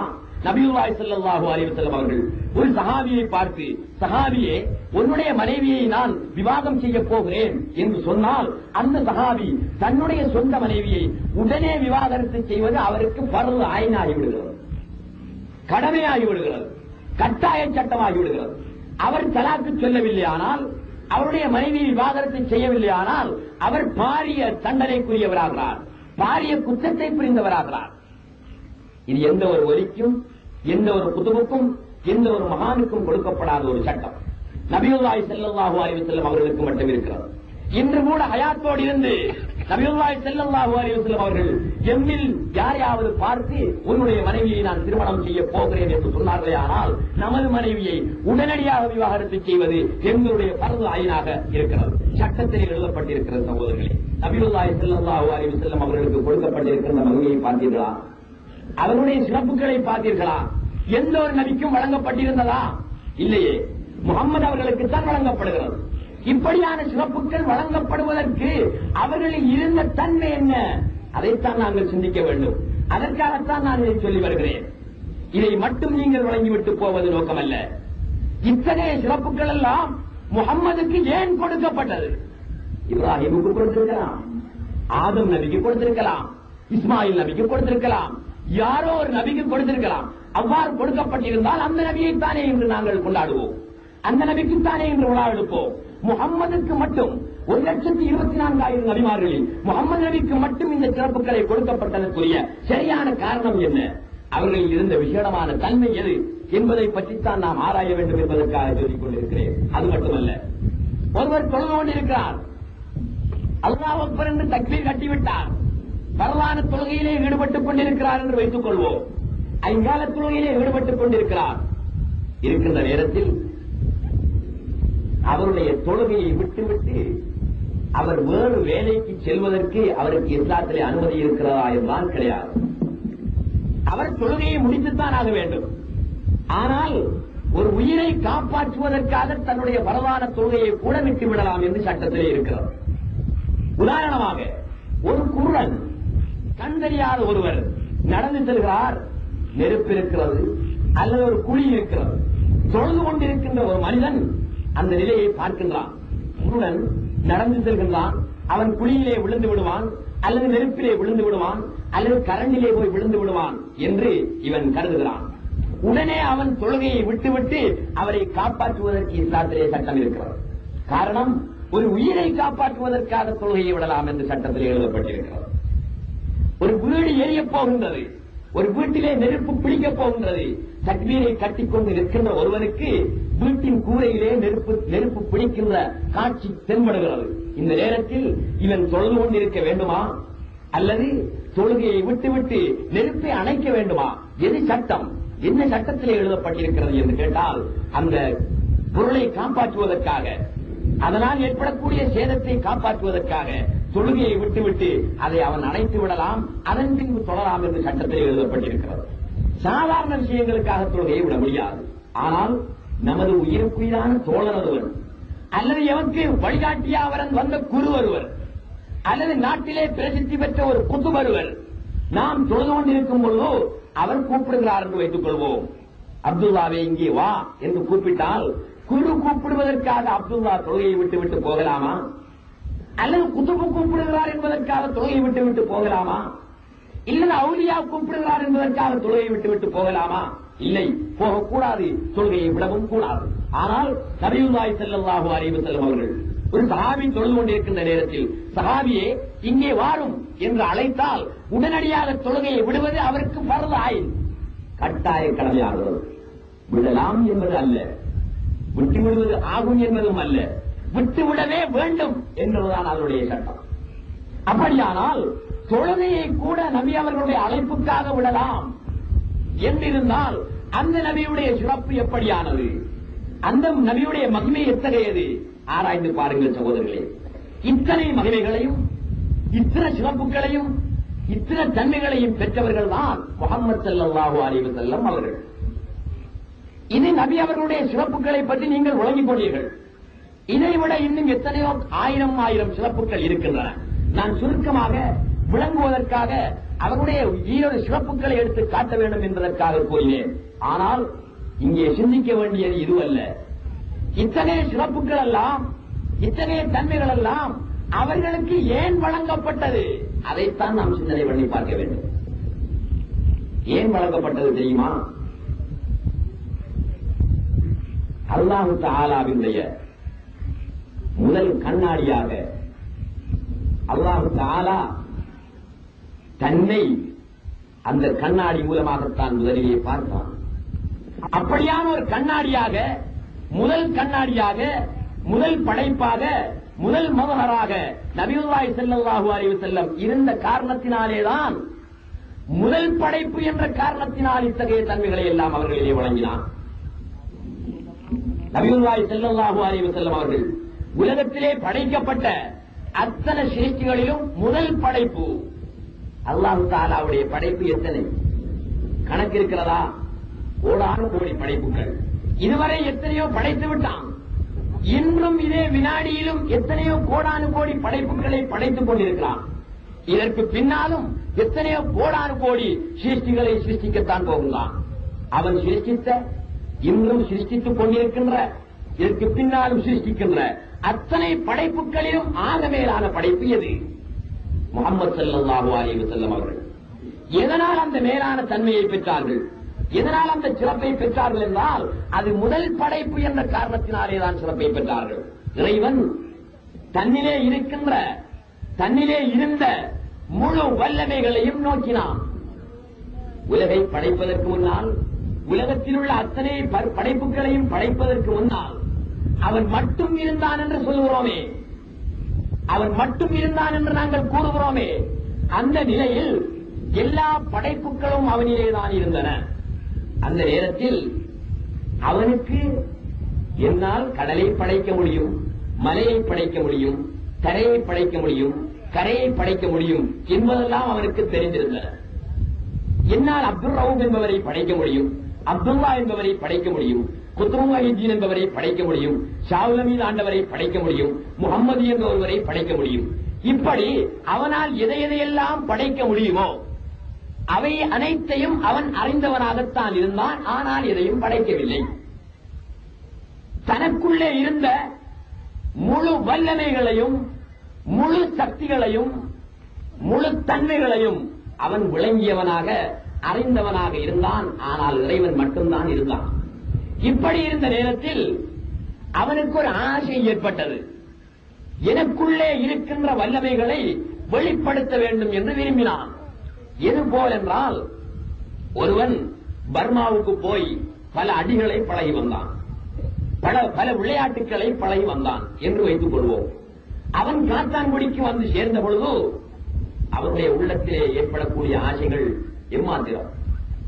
எப்படியாவது ஒரு நிகழ்ச்சி, எப்படியாவது ஒரு சந்தர்ப்பம் எனக்கு ஏற்பட வேண்டும், அந்த சந்தர்ப்பத்திலேதான் நான் பர்மாவிலே பழகிய அடிகளை எல்லாம் காட்ட வேண்டும் என்று சந்தர்ப்பத்தை எதிர்பார்த்துக் கொண்டுதான் இருப்பான் அவன். அதே போன்று ஒரு தச்சன் வெளிநாட்டுக்கு சென்று தச்சு வேலைகளை திறமாக படித்துக் கொண்டு வந்தான். அவனுக்கு எத்தனையோ திறமைகள் தெரியும், அவனுக்குள்ளே எத்தனையோ சக்திகளும் திறமைகளும் அடங்கி கிடக்கின்றன. எப்போதாவது ஒரு நாளைக்கு எனக்கு வாய்ப்பு கிடைக்க வேண்டும், அந்த நேரத்திலே என்னுடைய தச்சு திறமையை காட்ட வேண்டும் என்று அவனும் ஆசைப்பட்டுக் கொண்டிருப்பான். அதே போன்று ஒரு கட்டடக் கலைஞன் வெளிநாட்டுக்கு சென்று கட்டடக்கலையிலே படித்து பெயர் பெற்று அவன் நாட்டுக்கு திரும்பினான். அவனும் சந்தர்ப்பத்தை எதிர்பார்த்துக் கொண்டிருப்பான். எப்படியாவது எனக்குள்ளே இருக்கின்ற வல்லமைகளை எல்லாம் ஒரு நாளைக்கு காட்ட வேண்டும் என்று அவனும் விரும்பிக் கொண்டுதான் இருப்பான். சந்தர்ப்பம் கிடைத்தால் எப்படியாவது தன்னுடைய வல்லமைகளை வெளிப்படுத்துவதற்குத்தான் ஒவ்வொருவரும் முயற்சிப்பார்கள், ஒவ்வொருவரும் தண்டிப்பார்கள், ஒவ்வொருவரும் முன் வருவார்கள். ஆனால் ஒரு தச்சனுக்குள்ள வல்லமைகள் எத்தனை எண்ணி கணக்கெடுத்து விடலாம், ஒரு கட்டடக் கலைஞர்களுக்குள்ள வல்லமை எத்தனை என்று எண்ணி கணக்கெடுத்து விடலாம். அதேபோல ஒரு விளையாட்டை படித்த ஒருவன் தனக்கு தெரிந்த விளையாட்டுகள் எத்தனை என்று அவனால் கணக்கெடுத்து விட முடியும். ஆனால் அல்லாஹ்வுடைய விளையாட்டுகள், அல்லாஹ்வுடைய வல்லமைகள், அல்லாஹ்வுடைய சக்திகள், அவனால் செய்ய முடியுமானவைகள் எத்தனை என்று எங்களால் கணக்கெடுக்க முடியுமா? இல்லை. ஆனால் அவை அனைத்தும் அவனுக்கு தெரிந்ததேதான். எனக்குள்ளே இருக்கின்ற வல்லமைகளில் எல்லாம், எனக்குள்ளே இருக்கின்ற திறமைகளில் எல்லாம் எனக்குள்ளே இருக்கின்ற சக்திகளில் எல்லாம் எது மேலானது என்று அவன் முதலிலே பார்த்தான். எதையுமே படைக்கவில்லை. ஆதமும் இல்லை, ஹவ்வாவும் இல்லை, ஆதமுடைய மக்களும் இல்லை, எந்த ஒரு படைப்புமே படைக்கப்படவில்லை. இறைவன் மட்டும் இருந்த நிலைதான் அது. இறைவன் மட்டும்தான் அந்த நிலையிலே இருந்தான். எங்கே இருந்தான், எப்படி இருந்தான் என்று கேட்க முடியுமா? கேட்க முடியாது. எங்கே இருந்தான் என்று கேட்டாலும் ஒரு இடத்தை பற்றி கேட்பதாக அமையும். இடம் என்பதே அந்த நேரத்தில் இல்லாமல் இருக்கும் பொழுது எந்த இடத்தில் இருந்தான் என்று கேட்க முடியுமா? இடத்தையே அவன் படைக்கவில்லையே, இடம் என்று ஒன்றை படைக்கவில்லையே. அப்படி இருக்கின்ற பொழுது இறைவன் படைப்புகளை படைப்பதற்கு முன்னால் எங்கே இருந்தான் என்று கேள்வி கேட்பது நியாயமா? அது பொருத்தமான கேள்வியாக அமையுமா? அமையாது. ஏன் அமையாது என்றால், இறைவன் எதையுமே படைப்பதற்கு முன்னால் எங்கிருந்தான் என்று கேட்டால் ஒரு இடத்தை பற்றி கேட்கக்கூடிய கேள்வியாகிறது. அது இங்கிருந்தான் அல்லது அங்கிருந்தான் என்று சொல்வதாயிருந்தால் ஒரு இடமே இல்லாமல் இருக்கும் பொழுது இடத்தை எப்படி சொல்ல முடியும்? எனவே எங்கிருந்தான் என்று கேட்க முடியாது. எந்த காலத்தில் இருந்தான் என்று கேட்க முடியாது. காரணம், காலம் என்பதும் அவன் படைத்ததேதான். காலம் என்பதும் படைக்கப்படாமல் இருக்கின்ற பொழுது எந்த காலத்தில் இருந்தான் என்று கேட்க முடியுமா? முடியாது. எனவே காலம் அற்றவனாக, நேரம் அற்றவனாக, இடம் அற்றவனாக இறைவன் இருந்தான். எதையுமே படைக்கவில்லை. தனக்குள் இருக்கின்ற வல்லமைகள் அனைத்தையும் தான் பார்த்தான், தான் அறிந்தான், தான் உணர்ந்தான். அவனால் தன்னுடைய வல்லமைகள் இத்தனைதான் என்று கணக்கெடுக்க முடியுமா இருந்தது. ஆனால் எந்த ஒரு படைப்பாலும் இன்றும் அந்த வல்லமைகளை கணக்கெடுக்க முடியாது. தனக்குள்ளே இருந்த வல்லமைகளில் மிக மேலான வல்லமை எது என்று பார்த்தான். அது முஹம்மது ஸல்லல்லாஹு அலைஹி வஸல்லம் அவர்கள் இந்த உலகத்திலே எந்த தோற்றத்திலே, எந்த வடிவத்திலே, எந்த அமைப்பிலே, எந்த சூரத்திலே, எந்த உருவத்திலே இருந்தார்களோ அந்த உருவம் அவனுக்குள்ளே இருந்தது ஏற்கனவே. எதுபோலென்றால் அதற்கு பெரியார்கள், ஆரிவியன்கள், ஞானவான்கள் மக்களுடைய விளக்கத்திற்கான சில உதாரணங்களை தருகிறார்கள்.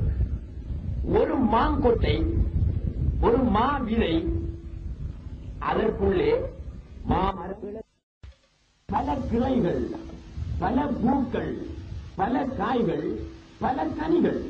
இலைகளை எண்ணி கணக்கெடுக்க முடியுமா? முடியாது. பூக்களை எண்ணி கணக்கெடுக்க முடியுமா? அதுவும் முடியாது. காய்கனிகளை எண்ணி கணக்கெடுக்க முடியுமா? அதுவும் முடியாது. ஆனால் இவை அனைத்தும் எதற்குள்ளே அடங்கியிருந்தன? அந்த மாவிலைக்குள்ளே, அந்த மாங்கொட்டைக்குள்ளேதான் இவை அனைத்தும் அடங்கியிருந்தன. அதற்குள் அடங்கி கிடந்த அவை அனைத்தும் வெளியாகிற்று. மரம் என்றோம், இலைகள் என்றோம், பூக்கள் என்றோம், காய்கள் என்றோம், கனிகள் என்றோம். அதே போல அல்லாஹ் என்று சொல்லக்கூடியதுதான் விதை, அல்லாஹ் என்று சொல்லக்கூடியதுதான் மாங்கொட்டை என்று சொல்வது போன்ற இந்த பிரபஞ்சத்தின் கொட்டை. உலகத்திற்கும் உலகத்தில் உள்ளவை அனைத்திற்கும் நாம் பார்க்கின்ற, கேட்கின்ற, அனுபவிக்கின்ற அத்தனை படைப்புகளும் அடங்கியிருந்த விதை எது? அதுதான் கடவுள் என்ற விதை, அல்லாஹ் என்ற விதை, இறைவன் என்ற விதை. அல்லது மாங்கொட்டையை நாம் உதாரணத்துக்கு காட்டினோமே, அதே போன்று அல்லாஹ் என்பவன் தான் கருவாக அமைந்தான், அல்லாஹ் என்பவன் தான் அடிப்படையாக இருந்தான். அதிலிருந்துதான் ஒவ்வொன்றாக தோன்றப் போகிறது. அதிலே முதலாவதாக தனக்குள்ளே இருந்த வல்லமைகளில் எந்த வல்லமையை முதலில் வெளிப்படுத்துவோம் என்று பார்த்தான். குத்துபு முஹீதீன் என்ற வல்லமையை வெளிப்படுத்துவதா, அடுத்தது திபாயி என்ற வல்லமையை வெளிப்படுத்துவதா, அல்லது முகம்மது என்ற வல்லமையை வெளிப்படுத்துவதா? தனக்குள் இருந்த வல்லமைகளில் தனக்கு மிக விருப்பமானது எது என்று பார்த்தான். அதுதான் முகம்மது என்ற வல்லமையாக தெரிந்தது, முகம்மது என்ற வடிவமாக தெரிந்தது, முகம்மது என்ற உருவமாக தெரிந்தது. உடனே அந்த உருவத்தை தன்னிலிருந்து வெளிப்படுத்தினான். அந்த முகம்மது என்ற ஒளியை தன்னிலிருந்து உண்டாக்கினான். முகம்மது என்ற பிரகாசத்தை தன்னிலிருந்து உற்பத்தி செய்தான். அன்பே உருவாம், அன்பே வடிவாம் நாதர் நபி என்று நாங்கள் பாடுகிறோம். அன்பே வடிவாம் நாதர் நபி என்றால் அன்பு உள்ள நபி என்பது அதனுடைய அர்த்தம். அவர்களிடத்திலே அன்பு இருந்தது என்பது அதனுடைய அர்த்தம். அனைவரோடும் அன்போடு நடப்பார்கள் என்பது அதனுடைய அர்த்தம். இன்னும் ஒரு அர்த்தம் அதற்கு இருக்கிறது. அன்பே வடிவாம் நாதர் நபி. இறைவனுக்கு ஏற்பட்ட அன்பின் வடிவம் தான் முகமது நபி. இறைவனுக்கு ஏற்பட்ட மஹப்பத்துடைய உருவம் தான் முகமது நபி. இறைவனுடைய மஹப்பத்தின், அவனுடைய அன்பின், அவனுடைய பாசத்தின், அவனுடைய ஆசையின் ஒரு தோற்றமாக, ஒரு வடிவமாகத்தான் முஹம்மது ஸல்லல்லாஹு அலைஹி வஸல்லம் இந்த உலகுக்கு வந்தார்கள். முதலாவது படைப்பு, முதலாவது குழந்தை மீது எவ்வளவு பாசத்தோடு நாங்கள் வைத்துக் கொண்டிருப்போம். முதலாவது படைப்பாகிய முஹம்மது ஸல்லல்லாஹு அலைஹி வஸல்லம் அவர்கள் மீது அளவு கடந்த பாசமுடையவனாக இருந்தான் இறைவன். வெளியாக்கினான் முதலிலே அவர்களை. எங்கிருந்து வெளியாக்கினான் சகோதரர்களே? அதை நாங்கள் சிந்தனை பண்ணி பார்க்கும் பொழுதுதான் நபி அவர்கள் இத்துணை மேலானவர்களா என்பதை நாங்கள் உணர முடியும். எங்கிருந்து அந்த முகம்மதுடைய ஒளியை வெளியாக்கினான்? நன்றாக சிந்தனை பண்ணி பாருங்கள். முதியவர்கள், பழைய காலத்தில் உள்ள உலமாக்கள் ஹதீஸ் சொல்லுகின்ற பொழுது அல்லாஹு தஆலா முஹம்மது ஸல்லல்லாஹு அலைஹி வஸல்லம் அவர்களை தன்னுடைய ஒளியில் இருந்து படைத்தான் என்று கதையை முடித்து விடுகிறார்கள். சிந்திக்கக்கூடிய, ஆராயக்கூடிய, ஆழமாக அதை பற்றிய விவரங்களை தெரிந்து கொள்ளக்கூடிய மக்கள் அன்றைய சூழ்நிலையிலே இருந்தார்கள், இல்லாமல் இருந்தார்கள். ஆனால் இன்று வாழக்கூடிய மக்கள், நீங்கள் சிந்தனை உள்ளவர்கள், படிப்புள்ளவர்கள், சிந்திக்கக்கூடிய தன்மை உள்ளவர்கள், நீங்கள் சிந்தனை பண்ணி பாருங்கள். இன்று நான் உங்கள் மத்தியிலே இறைவன் முஹம்மது நபியை தன்னுடைய ஒளியிலிருந்து படைத்தான் என்று மட்டும் சொன்னால், நீங்கள் மேலதிகமாக அதை சிந்திக்கின்ற பொழுதுதான் உங்களுடைய அறிவு விருத்தி அடைகிறது. நபி அவர்களுடைய தன்மை உங்களுக்கு விளங்குகிறது. அதை சிந்திக்காமல் இறைவன் தன்னுடைய ஒளியிலிருந்து நபியை படைத்தான், கதை முடிந்துவிட்டது. சிந்தனைக்கு இடமில்லாமல் போய்விடுகிறது, அறிவு வளராமல் போய்விடுகிறது, நபி அவர்கள் மீது மஹப்பத் ஏற்படாமல் போய்விடுகிறது. இங்கே சிந்தியுங்கள். அல்லாஹ் முஹம்மதுடைய ஒளியை தன்னுடைய ஒளியிலிருந்து படைத்தான். அப்படியானால் முஹம்மதுடைய ஒளி படைக்கப்படுவதற்கு முன்னால் இருந்த ஒளி அது அல்லாஹ்வின் ஒளி மட்டும்தான். அல்லாஹ்வுடைய ذات மட்டும்தான், அல்லாஹ்வுடைய வஜூது மட்டும்தான், அல்லது அல்லாஹ் என்பவன் மட்டும்தான் இருந்தான். வேறு எந்த ஒளியும் கிடையாது, எந்த படைப்பும் இல்லை, எதுவுமே படைக்கப்படவில்லை.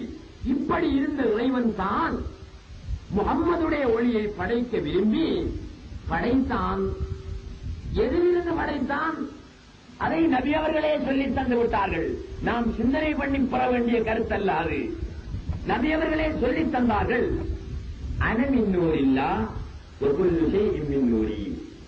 அல்லாஹ் அவனுடைய ஒளியிலிருந்து என்னை படைத்தான் என்று சொல்லித் தந்து விட்டார்கள். இன்னும் ஒரு ஹதீஸிலே சொன்னார்கள், அவ்வளவு மா கலக்கல்லாஹு நூர முஹம்மதின் ஸல்லல்லாஹு அலைஹி வஸல்லம். அல்லாஹ் தஆலா முதலிலே படைத்தது அந்த முஹம்மதுடைய ஒளியை என்றார்கள் நபியுல்லாஹி ஸல்லல்லாஹு அலைஹி வஸல்லம். அந்த ஹதீஸின் படி பார்த்தாலும் சரியே, இந்த ஹதீஸின் படி பார்த்தாலும் சரியே, இறைவன் முதலாக படைத்தது எது? முஹம்மதுடைய ஒளி. இந்த முஹம்மதுடைய ஒளியை எதிலிருந்து படைத்தான்? அதைத்தான் நீங்கள் சிந்திக்க வேண்டும். இதை சிந்தித்து நீங்கள் ஒரு விடை காண்பீர்களே, அந்த விடைதான் உங்களை தௌஹீத் என்ற, ஏகத்துவம் என்ற, அத்வைதம் என்ற தத்துவத்தின் பக்கம் கொண்டு போய் சேர்க்கக்கூடியது. இதற்கான பதிலை நீங்கள் பெற்றுக் கொள்ளவில்லையானால் தௌஹீதை நீங்கள் புரிந்து கொள்ள முடியாது, அத்வைதத்தை புரிந்து கொள்ள முடியாது, ஏகத்துவத்தை தெரிந்து கொள்ளவே முடியாது. சிந்தனை பண்ணி பாருங்கள், நன்றாக ஆராய்ந்து பாருங்கள். நாங்கள் பேசி வருகின்ற கொள்கையும் இதுதான், புதிய கொள்கை அல்ல. குர்ஆனில் சொல்லப்பட்ட கொள்கை, ஹதீஸிலே கூறப்பட்ட கொள்கை, இஸ்லாம் காட்டக்கூடிய கொள்கை, நபியுல்லாஹி ஸல்லல்லாஹு அலைஹி வஸல்லம் கொண்டு வந்த கொள்கை. வேறு குர்ஆனுக்கு மாறானதோ, ஹதீஸுக்கு மாறானதோ, நபி அவருடைய பொன்மொழிக்கு மாறானதோ, அல்லது இஸ்லாத்துக்கு மாறானதோ அல்ல. இதுதான் இஸ்லாம். இதற்கு மாறானது இஸ்லாத்துக்கு மாறானது. அதை எந்த உலமாக்கள் பேசினாலும் சரிதான், எந்த முஃப்திகள் பேசினாலும் சரிதான், எந்த குருமார்கள் வந்து போதித்தாலும் சரிதான், எந்த அல்லாஹ் மக்கள் வந்து பிரசங்கித்தாலும் சரிதான், இஸ்லாம் என்ன, இஸ்லாம் இதுதான். குர்ஆன் என்ன போதனையை காட்டுகின்றதோ, குர்ஆன் என்ன கருத்தை தருகின்றதோ அதுதான் இஸ்லாம். ஹதீஸ் என்ன கருத்தை தருகின்றதோ அதுதான் இஸ்லாம். இஸ்லாம் என்ன கருத்தை தருகின்றதோ அதுதான் இஸ்லாம். தீன் இடையிலே நான் சொல்லிக் கொள்கிறேன். தீன் என்றால் என்ன? தீன் என்றால் தெரிய வேண்டுமே. நானும் சொல்கிறேன் தீனில் இருக்கிறேன் என்று சொல்கிறேன். நீங்களும் சொல்கிறீர்கள் தீனில் இருக்கிறோம் என்று சொல்கிறீர்கள். தீன் தீன் முஹம்மது தீனில் இருக்கிறேன் என்கிறாய். தீன் தீன் முஹம்மது தீனை அறியாமல் தீனில் இருக்கிறேன் என்கிறாய். தீன் தீன் முஹம்மது தீனை அறியாமல் தீனில் இருக்கிறேன் என்கிறாய். தீன் என்றால் என்னவென்று உனக்கு தெரியாது, எனக்கும் தெரியாது. ஆனால் நானும் நீயும் சொல்லிக் கொள்கிறோம் தீனில் இருக்கிறோம் என்று சொல்லிக் கொள்கிறோம். தீன் என்றால் என்னவென்று உனக்கு தெரியுமா அல்லது எனக்கு தெரியுமா? தீன் என்றால் என்னவென்று தெரிய வேண்டுமே. தீன் என்றால் என்னவென்று தெரிந்தால்தான் அந்த தீன் தருகின்ற தத்துவம் எங்களுக்கு புரியும். தப்லீக் ஜமாத் அவர்கள் நாங்கள் தீனுடைய சேவை செய்கிறோம் என்று சொல்கிறார்கள். சேவை ஒரு புறம் இருக்கட்டும், தீன் என்றால் என்ன? தீன் என்றால் என்னவென்று அறிந்ததன் பின்னால் அல்லவா அதற்கு சேவை செய்யலாம். தீன் என்றால் என்னவென்று தெரியாமல் இருக்கிறவர்களோ சேவை எங்கனம் செய்ய முடியும்? எதற்கு சேவை செய்வது? எனவே தீன் என்றால் என்னவென்று தெரிந்து கொள்வது எனதும் உங்களினதும் கட்டாய கடமை. அப்பொழுதுதான் நாம் தீனில் இருக்கின்றோமா அல்லது தீனுக்கு அப்பாலே இருக்கின்றோமா என்பதை எங்களால் தெரிந்து கொள்ள முடியும். நான் இப்பொழுது தீனுக்கு சுருக்கமாக ஒரு விஷயத்தை சொல்லி என்னுடைய தொடரை நான் முடிக்கின்றேன். அந்த தீனுடைய அர்த்தத்தின்படி நாம் இன்று தீனிலே இருக்கிறோமா அல்லது எமக்கு தீனை போதிக்கின்ற தப்லீக் ஜமாத் அவர்கள் தீனிலே இருக்கிறார்களா அல்லது இன்று இஸ்லாமிய மதகுருக்கள் என்று சொல்லக்கூடிய இஸ்லாமிய மதகுருமார்கள் தீனிலே இருக்கிறார்களா? நன்றாக சிந்தனை பண்ணி பாருங்கள். அறிவை பேசுகிறேன், தத்துவத்தை பேசுகிறேன், யாருடனும் பொறாமை கொண்டு பேசவில்லை. இதுதான் உண்மை. ஆனால் உண்மை மக்கள் மத்தியிலே மறைக்கப்பட்டு வருகிறது. உண்மை என்பது திணித்து திணித்து பின்னி பிணைத்து மக்கள் மத்தியிலே காட்டப்படுகின்றது. இதனால் மக்கள் அறிவற்றவர்களாக இருக்கின்றார்கள், ஆராய்ச்சியற்றவர்களாக இருக்கின்றார்கள். நன்றாக சிந்தனை பண்ணி பாருங்கள். தீன் என்றால் இன்னதுதான் என்று எமக்கு விளக்கம் அளித்தவர்கள் எத்தனையோ பேர்கள். அத்தனை பேருடைய விளக்கத்தையும் விட்டு விடுவோம். நபியுல்லாஹி ஸல்லல்லாஹு அலைஹி வஸல்லம் தந்த விளக்கம் என்ன? அதை மட்டும் நாம் ஆராய்ந்து பார்ப்போம். நபியுல்லாஹி ஸல்லல்லாஹு அலைஹி வஸல்லம் அவர்களிடம் ஒருவர் வந்து கேட்கிறார், மல் ஈமான், ஈமான் என்றால் என்ன என்று கேட்கிறார்.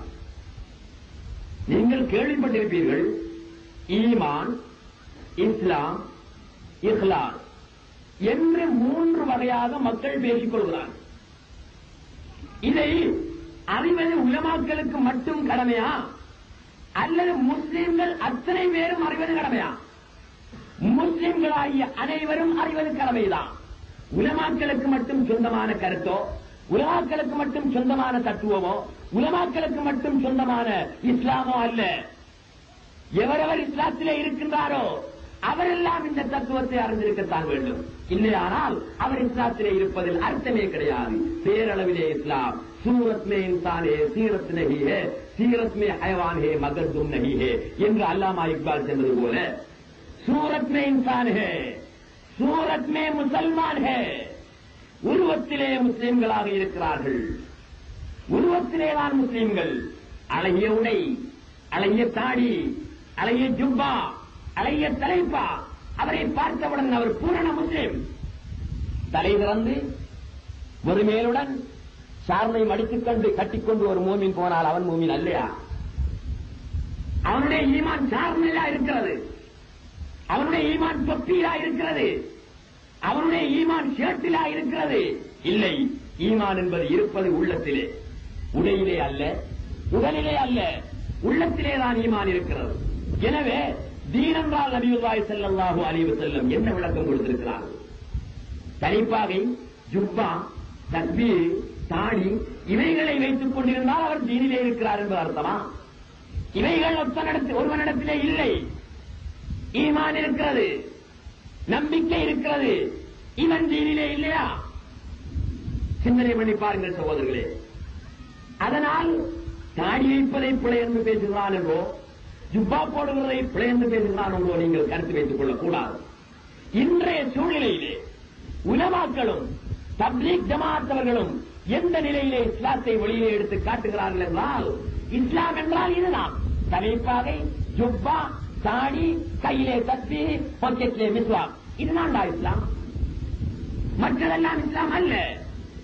அப்படியா சகோதரர்களே, உங்களை கேட்கின்றேன்.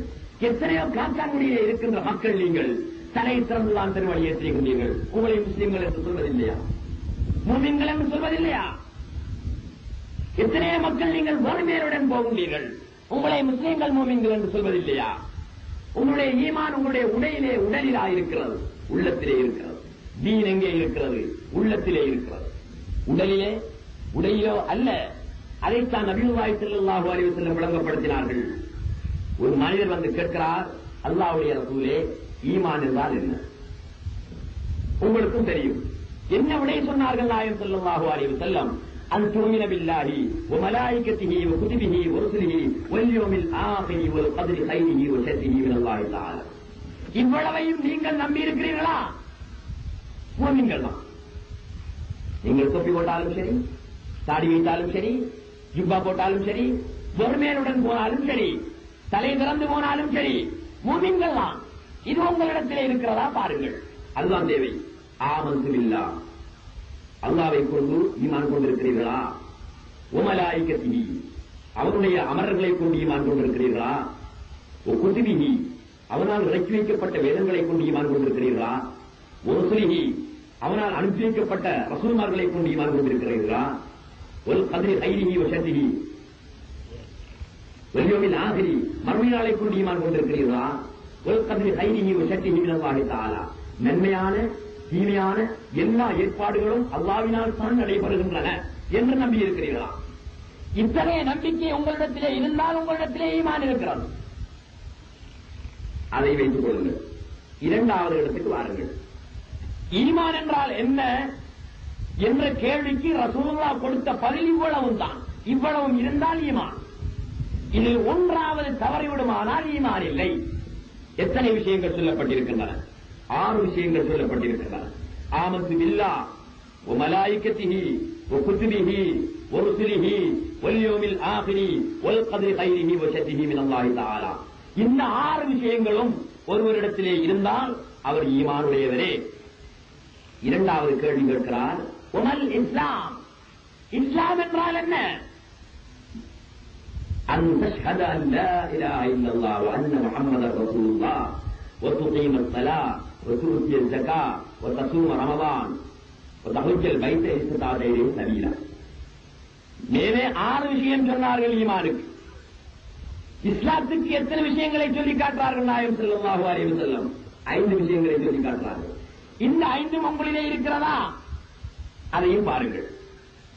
அந்த 5 இருந்தால் அவர் முஸ்லிம் தான். ஏற்கனவே சொன்ன 6 இருந்தால் அவர் முஃமின் தான். என்ன? அன் துமின பில்லாஹ் அன் தஷ்ஹத அன் லா இலாஹ இல்லல்லாஹ் வ அன்ன முஹம்மதர் ரசூலுல்லாஹ்.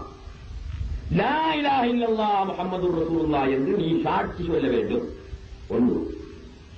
துகீமஸ் ஸலாத், தொழுகையை நிலைநாட்ட வேண்டும். து'த்தியஸ் ஸகாத், ஜகாத் கொடுக்க வேண்டும். தஸூம ரமதான், ரமதான் மாதத்தில் நோன்பு வைக்க வேண்டும். தஹஜ்ஜல் பைத்த இஸ்ததாஅ இலைஹி சபீலா, உனக்கு முடிந்தால் ஹஜ் செய்ய வேண்டும். இந்த 5 விஷயங்களும் தான் இஸ்லாம் என்றார்கள் நபியுல்லாஹி ஸல்லல்லாஹு அலைஹி வஸல்லம்.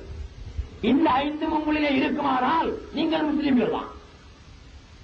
அடுத்த கேள்வியை கேட்கிறார், உமல் இஹ்சான், உமல் இஹ்லாஸ் என்று கேட்கிறார்கள்.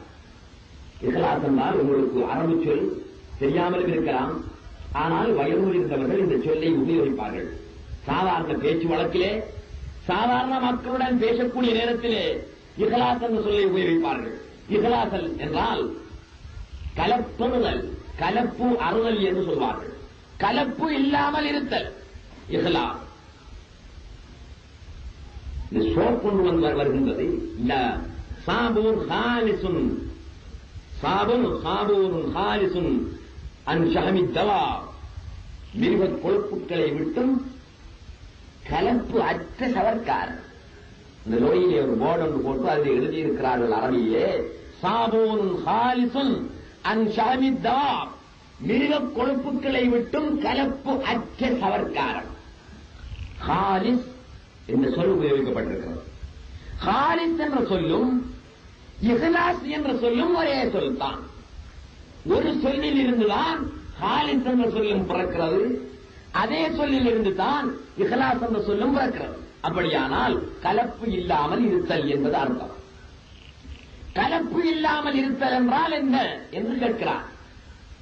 சர்வசாதாரணமாக நாம் பேசக்கூடிய நேரத்தில் ஒரு மனிதன் தாடி வைத்து தொப்பி போட்டு ஐங்காலமும் சொல்லக்கூடிய ஒரு மனிதனாக இருந்தால் அவரை பற்றி மற்றவர்கள் பேசுகிற பொழுது நல்ல சாலியான மனுஷன், நல்ல ஹாலிஸான மனுஷன் என்று பேசுகிறார். சாலியான மனிதன் என்றால் ஒரு கெடும்பு, ஒரு வம்பு தும்பு செய்யாத ஒரு மனிதன் சாலியான மனிதன். ஹாலிஸான மனிதன் கலப்பு இல்லாத மனிதன் என்றால் எதையுமே முகத்துதிக்காக மற்றவருக்காக செய்ய மாட்டார். கூடிய ஒரு மனிதன் என்ற கருத்திலே ஹாலிஸான இஹ்லாஸான மனிதன் என்று சொல்லுகிறோம். இதற்குத்தானா இஹ்லாஸ் என்று சொல்வது? காத்தான்குடியிலே வாழக்கூடிய நாம் எங்களுடைய பேச்சு வழக்கிலே இஹ்லாஸ் என்ற சொல்லை எதற்கு உபயோகிக்கின்றோமோ அதற்குத்தானா நபி அவர்கள் அதை உபயோகித்தார்கள்? இல்லை. அவர்கள் எதற்கு உபயோகித்தார்கள் என்பதை சற்று ஆராய்ந்துவார்கள். இது மூன்றாவது கேள்வி. என்ன சொன்னார்கள்? அந்த அபுதல்லாஹ கஅன்னக தராஹு ஃபஇல்லம் தகுன் தராஹு ஃபஇன்னஹு யராக். இஹ்லாஸ் என்றால் என்ன நாயகமே? கலப்பு அச்சி இருப்பதென்றால் என்ன?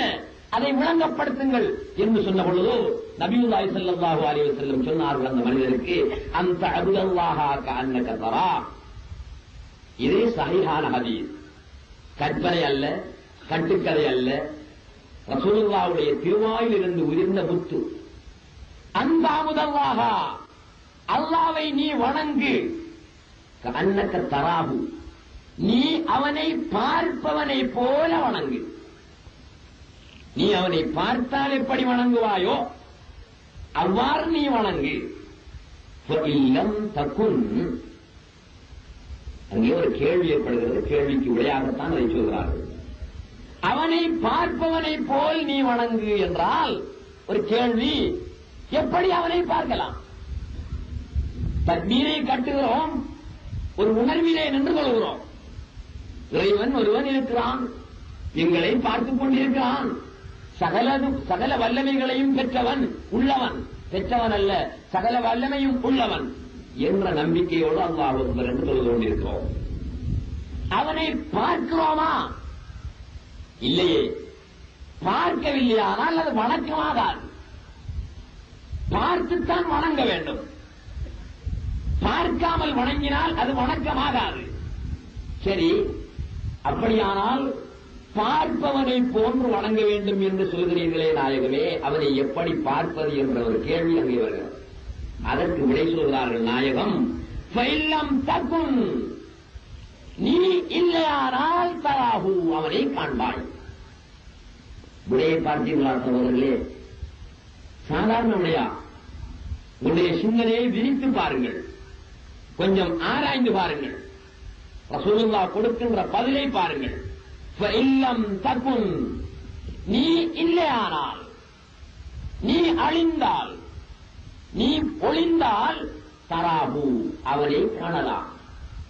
நீ என்று ஒருவர் இருக்கின்ற வரை அவரை காண முடியாது. நீ என்று ஒருவர் இருக்கின்ற வரை அவனை காண முடியாது. நீ எப்போது அழிகின்றாயோ அப்பொழுது அவனை காணலாம். இது யார் கொடுத்த பதில்? நபி அவர்கள் கொடுத்த பதில். சாதாரண மனிதன் சொன்ன பதில் அல்ல. நபிகள் நாயகம் ஸல்லல்லாஹு அலைஹி வஸல்லம் சொல்கிறார்கள், நீ எப்பொழுது அழிகிறாயோ அப்பொழுது அவனை காணலாம். நீ நீயாக இருந்து கொண்டு அவனை காண முடியாது. நான் நானாக இருந்து கொண்டு அவனை காண முடியாது. அப்துல் ரவூப் தொழுகிறேன், அப்துல் ரவூப் தொழுகிறேன் என்ற உணர்வு என்னிடத்திலே இருக்குமானால் அவனை காண முடியாது. காரணம், அப்துல் ரவூப் என்று ஒருவன் இருக்கிறேன் என்ற உணர்வு என்னிடத்திலே இருக்கிறது அல்லவா, அவன் வரமாட்டான். எப்பொழுது நான் அப்துல் ரவூப் என்பவன் இல்லை என்ற என்னுடைய நான் என்ற உணர்வு போகின்றதோ அப்பொழுது அவன் வேலை செய்வான். அந்த நேரத்தில் இவர் உருவத்திலேதான் அப்துல் ரவூபே தவிர இவரில் இருக்கின்ற தன்மைகள் அனைத்தும், இவரில் வெளியாகின்ற சக்திகள் அனைத்தும் அவருடைய சக்திகளாகவே வெளியாகிக் கொண்டிருக்கும். இதில் சந்தேகமே இல்லை. இந்த 3 கேள்வியையும் கேட்ட நபருக்கு இந்த 3 பதிலையும் கொடுத்த நாயகம் ஸல்லல்லாஹு அலைஹி வஸல்லம் சொன்னார்கள், அவர் போய்விட்டார். இருந்தவர்களிடத்திலே நாயகம் சொன்னார்கள், அத்தாக்கும் யுஅல்லிமக்கும் உமூர தீனிக்கும், உங்களுடைய தீனை படித்து தர வந்தார் என்று சொன்னார்கள். அப்படியானால் தீன் என்ற சொல் 3 எழுத்துக்களை உடையது.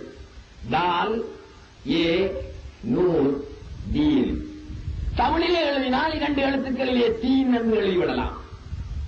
அதற்கு மார்க்கம், சமயம் என்று நாங்கள் பொருள் சொல்கிறோம். மார்க்கம் என்றால் மார்க்கம் என்ற சொல், தீன் என்ற சொல் எத்தனை விஷயங்களை அடக்கியதற்கு சொல்லப்படும், எத்தனை அம்சங்களை கொண்டதற்கு மார்க்கம் தீன் என்ற சொல்லை உபயோகிக்கலாம் என்றால் அதற்கு நபிகள் நாயகம் ஸல்லல்லாஹு அலைஹி வஸல்லம் வழிகாட்டி தந்திருக்கிறார்கள். 3 அம்சங்கள் இருந்தால் தான் தீன் என்று சொல்லலாம். ஒன்று ஈமான் இருக்க வேண்டும், 6 அம்சம் இருக்க வேண்டும். 2வது இஸ்லாம் இருக்க வேண்டும், 5 அம்சம் இருக்க வேண்டும். 3வது இஹ்லாஸ் இருக்க வேண்டும். அதாவது நீ என்பதை அழித்து நீ இறைவன் தான் என்ற உணர்வை பெற வேண்டும். நீ அப்துல்லாவா, நான் அப்துல்லா அல்ல என்ற அந்த உணர்வை உன்னை விட்டும் நீக்கி நான் அந்த அல்லாஹ்வுடைய வெளிப்பாடுதான், அல்லாஹ்தான் இந்த அப்துல்லாவுடைய கோலத்திலே, வடிவத்திலே, உருவத்திலே வந்திருக்கிறார் என்ற உணர்வு உன்னிடத்திலே ஏற்பட வேண்டும். இதுதான் இஸ்லாம். இந்த 3ம் சேர்ந்ததுதான் தீன், மார்க்கம். அப்படியானால் சகோதரர்களே, இந்த தீன் என்று சொல்லக்கூடியது இந்த 3 அம்சங்களையும் சேர்த்திருப்பதினால் நாம் இந்த தீனிலே இருக்கிறோமா? நீங்கள் இருக்கிறீர்களா? இந்த 3 அம்சமும் எங்களிடத்திலே இருக்கிறதா? இருந்தால் தானே தீனிலே இருக்கிறோம் என்று சொல்லலாம். ஈமான் மட்டும் இருந்தால் தீனிலே இருக்கிறான் என்று சொல்ல முடியாது. இஸ்லாம் மட்டும் இருந்தால் தீனிலே இருக்கிறான் என்று சொல்ல முடியாது. சரி, ஈமானும் இருக்கிறது, இஸ்லாமும் இருக்கிறது, 6 5 11 அவரிடத்திலே இருக்கிறது. இஹ்லாஸ் என்று சொல்லக்கூடிய இந்த நிலை இல்லை.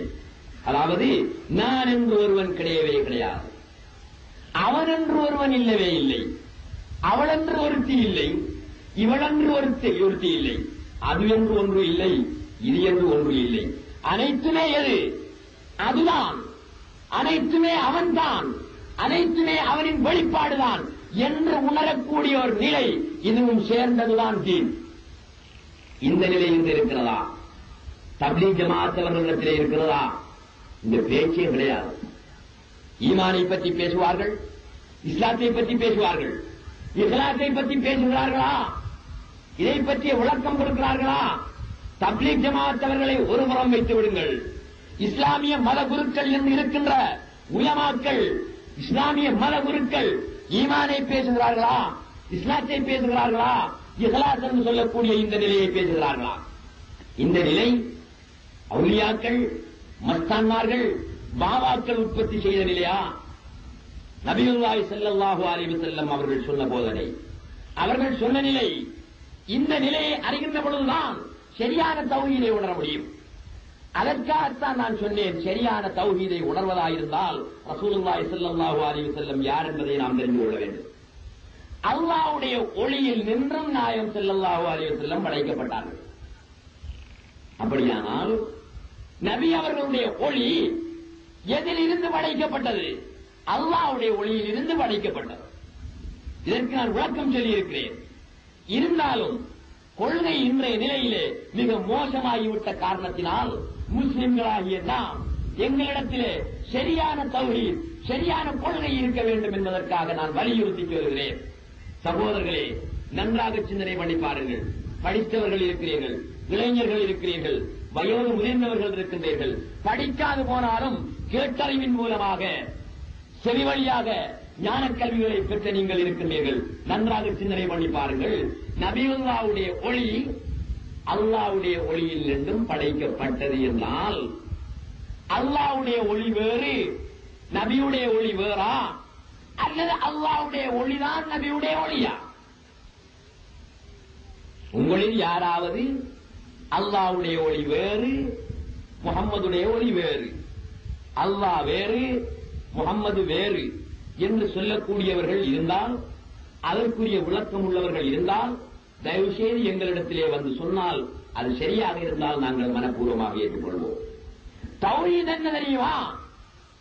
அல்லாஹ்வுடைய ஒளியில் இருந்துதான் முஹம்மதுடைய ஒளி படைக்கப்பட்டது என்றால், அல்லாஹ்வுடைய ஒளி வேறு, முஹம்மதுடைய ஒளி வேறு என்பது அல்ல. அது வேறு இது வேறு என்பது அல்ல. காரணம் என்ன?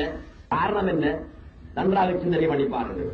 முஹம்மதுடைய ஒளி எதில் இருந்து படைக்கப்படுகிறது? அவனுடைய ஒளியில் இருந்துதான் படைக்கப்படுகிறது. அவனுடைய ஒளியில் இருந்து இது வரும் பொழுது இது வேறானதாக இருக்க முடியுமா? பகுத்தறிவுக்கும் அதை பகுத்தறிவு கூட ஏற்றுக்கொள்ளாது. கிதாபுகளிலே எழுதப்பட்டிருக்கின்ற செய்தி, குர்ஆன் தரக்கூடிய செய்தி, ஹதீஸ் தரக்கூடிய செய்தி ஒரு புறம் இருக்கட்டும். நீங்கள் அரபு மொழி தெரியாதவர்கள் ஆகையினால் குர்ஆன் ஆயத்து ஒன்றை வாசித்து அல்லது ஹதீஸ் ஒன்றை அரபியிலே வாசித்து அதற்கு பொருள் சொல்லுகிற பொழுது அதை விளங்குவதை விட உங்களுடைய பருத்தறிவை கொண்டு நீங்கள் சிந்தனை பண்ணி நன்றாக ஆராய்ந்து பார்க்க முடியும். அல்லாஹ்வுடைய ஒளியில் நின்றும் நபியுடைய ஒளி உண்டாகிறது என்றவுடன் அல்லாஹ்வுடைய ஒளியில் இருந்து ஒரு சந்திரனை போல அல்லது ஒரு போளைய போல ஒரு வட்டமாக ஒரு ஒளி ஒன்று அல்லாஹ்வுடைய ஒளியில் நின்றும் பிரிந்து முஹம்மதுடைய ஒளியாக வந்து விட்டது என்பது அர்த்தமா? அப்படி நீங்கள் அர்த்தம் இருக்கக்கூடாது. அல்லாஹ்வினுடைய ஒளியை யாராலும் பங்கு போட முடியாது. அல்லாஹ்வினுடைய ஒளி எந்த காரணத்தை கொண்டும் பங்காக முடியாது. பங்காகக்கூடிய ஒளியை பெற்றவன் இறைவனாக இருக்க முடியாது. அவருடைய ஒளி சம்பூர்ண ஒளியாக இருக்க வேண்டும். பங்கு போட கூடாது, பிரிக்க முடியாது, வெட்டி துண்டாக்க முடியாது. அப்படியான ஒளியை உடையவன் தான் இறைவன். அத்தகைய ஒளியை உடைய அந்த இறைவனின் ஒளியில் நின்றும் உண்டாகிறது முஹம்மதுடைய ஒளி என்றால், இந்த ஒளி அந்த ஒளியில் நின்றும் பிரிந்த ஒரு துண்டா? இல்லை, பிரிந்த ஒரு துண்டாக இது இருக்க முடியாது. அந்த இறைவனுடைய ஒளிதான் முஹம்மதுடைய வடிவத்திலே ஒளியானது. அவ்வளவுதான். இறைவனேதான் முஹம்மதாக வந்தான். இதில் என்ன சந்தேகம்? இது என்ன ஆட்சேபனை? தான் பிழை என்று சொல்வான். முழு முட்டாள் தான் பிழை என்று சொல்வானே தவிர, தௌஹீதுடையவன், ஏகத்துவ கொள்கையுடையவன், குர்ஆனை விளங்கியவன், ஹதீஸை விளங்கியவன் ஒரு பொழுதுமே சொல்ல முடியாது. காரணம், பிழை ஒன்றுமே கிடையாது. இதுதான் தத்துவம். அல்லாஹ்வுடைய ஒளி அதுதான் முஹம்மதுடைய ஒளியானது. தவிர அல்லாஹ் என்று ஒருவன் இருந்து கொண்டு தன்னுடைய ஒளியிலிருந்து சொற்ப ஒளியை பிரித்து எடுத்து விட்டான். அது முஹம்மதுடைய ஒளியானது. அது ஒரு பக்கம் நின்றது, இது ஒரு பக்கம் நின்று ஆளுக்கு ஆள் பார்த்து சிரித்தது. அப்படியா கருத்துக் கொள்வது? இல்லை. இறைவன் தான், அவனுடைய ஒளிதான் முஹம்மதுடைய வடிவத்திலே ஒளி பெற்றது. முஹம்மதுடைய வடிவத்திலே ஒளி பெற்ற காரணத்தினால் ஏற்கனவே முஹம்மதுடைய வடிவத்திலே ஒளி பெறுவதற்கு முன்னால் அவன் தானே ஒளியாக இருந்தானே, அந்த நிலை மாறிவிட்டதா? மாற்றமடைந்து விட்டதா? பேதகப்பட்டு விட்டதா? விகாரப்பட்டு விட்டதா? எதுவுமே நடக்கவில்லை. ஏதாவது ஒன்று அவ்வாறு நடந்தால் அவன் இறைவனாக இருக்க முடியாது. மாறுபடுபவன் இறைவனாக இருக்க முடியாது. பேதகப்படுபவன் இறைவனாக இருக்க முடியாது. விகாரப்படுபவன் இறைவனாக இருக்க முடியாது.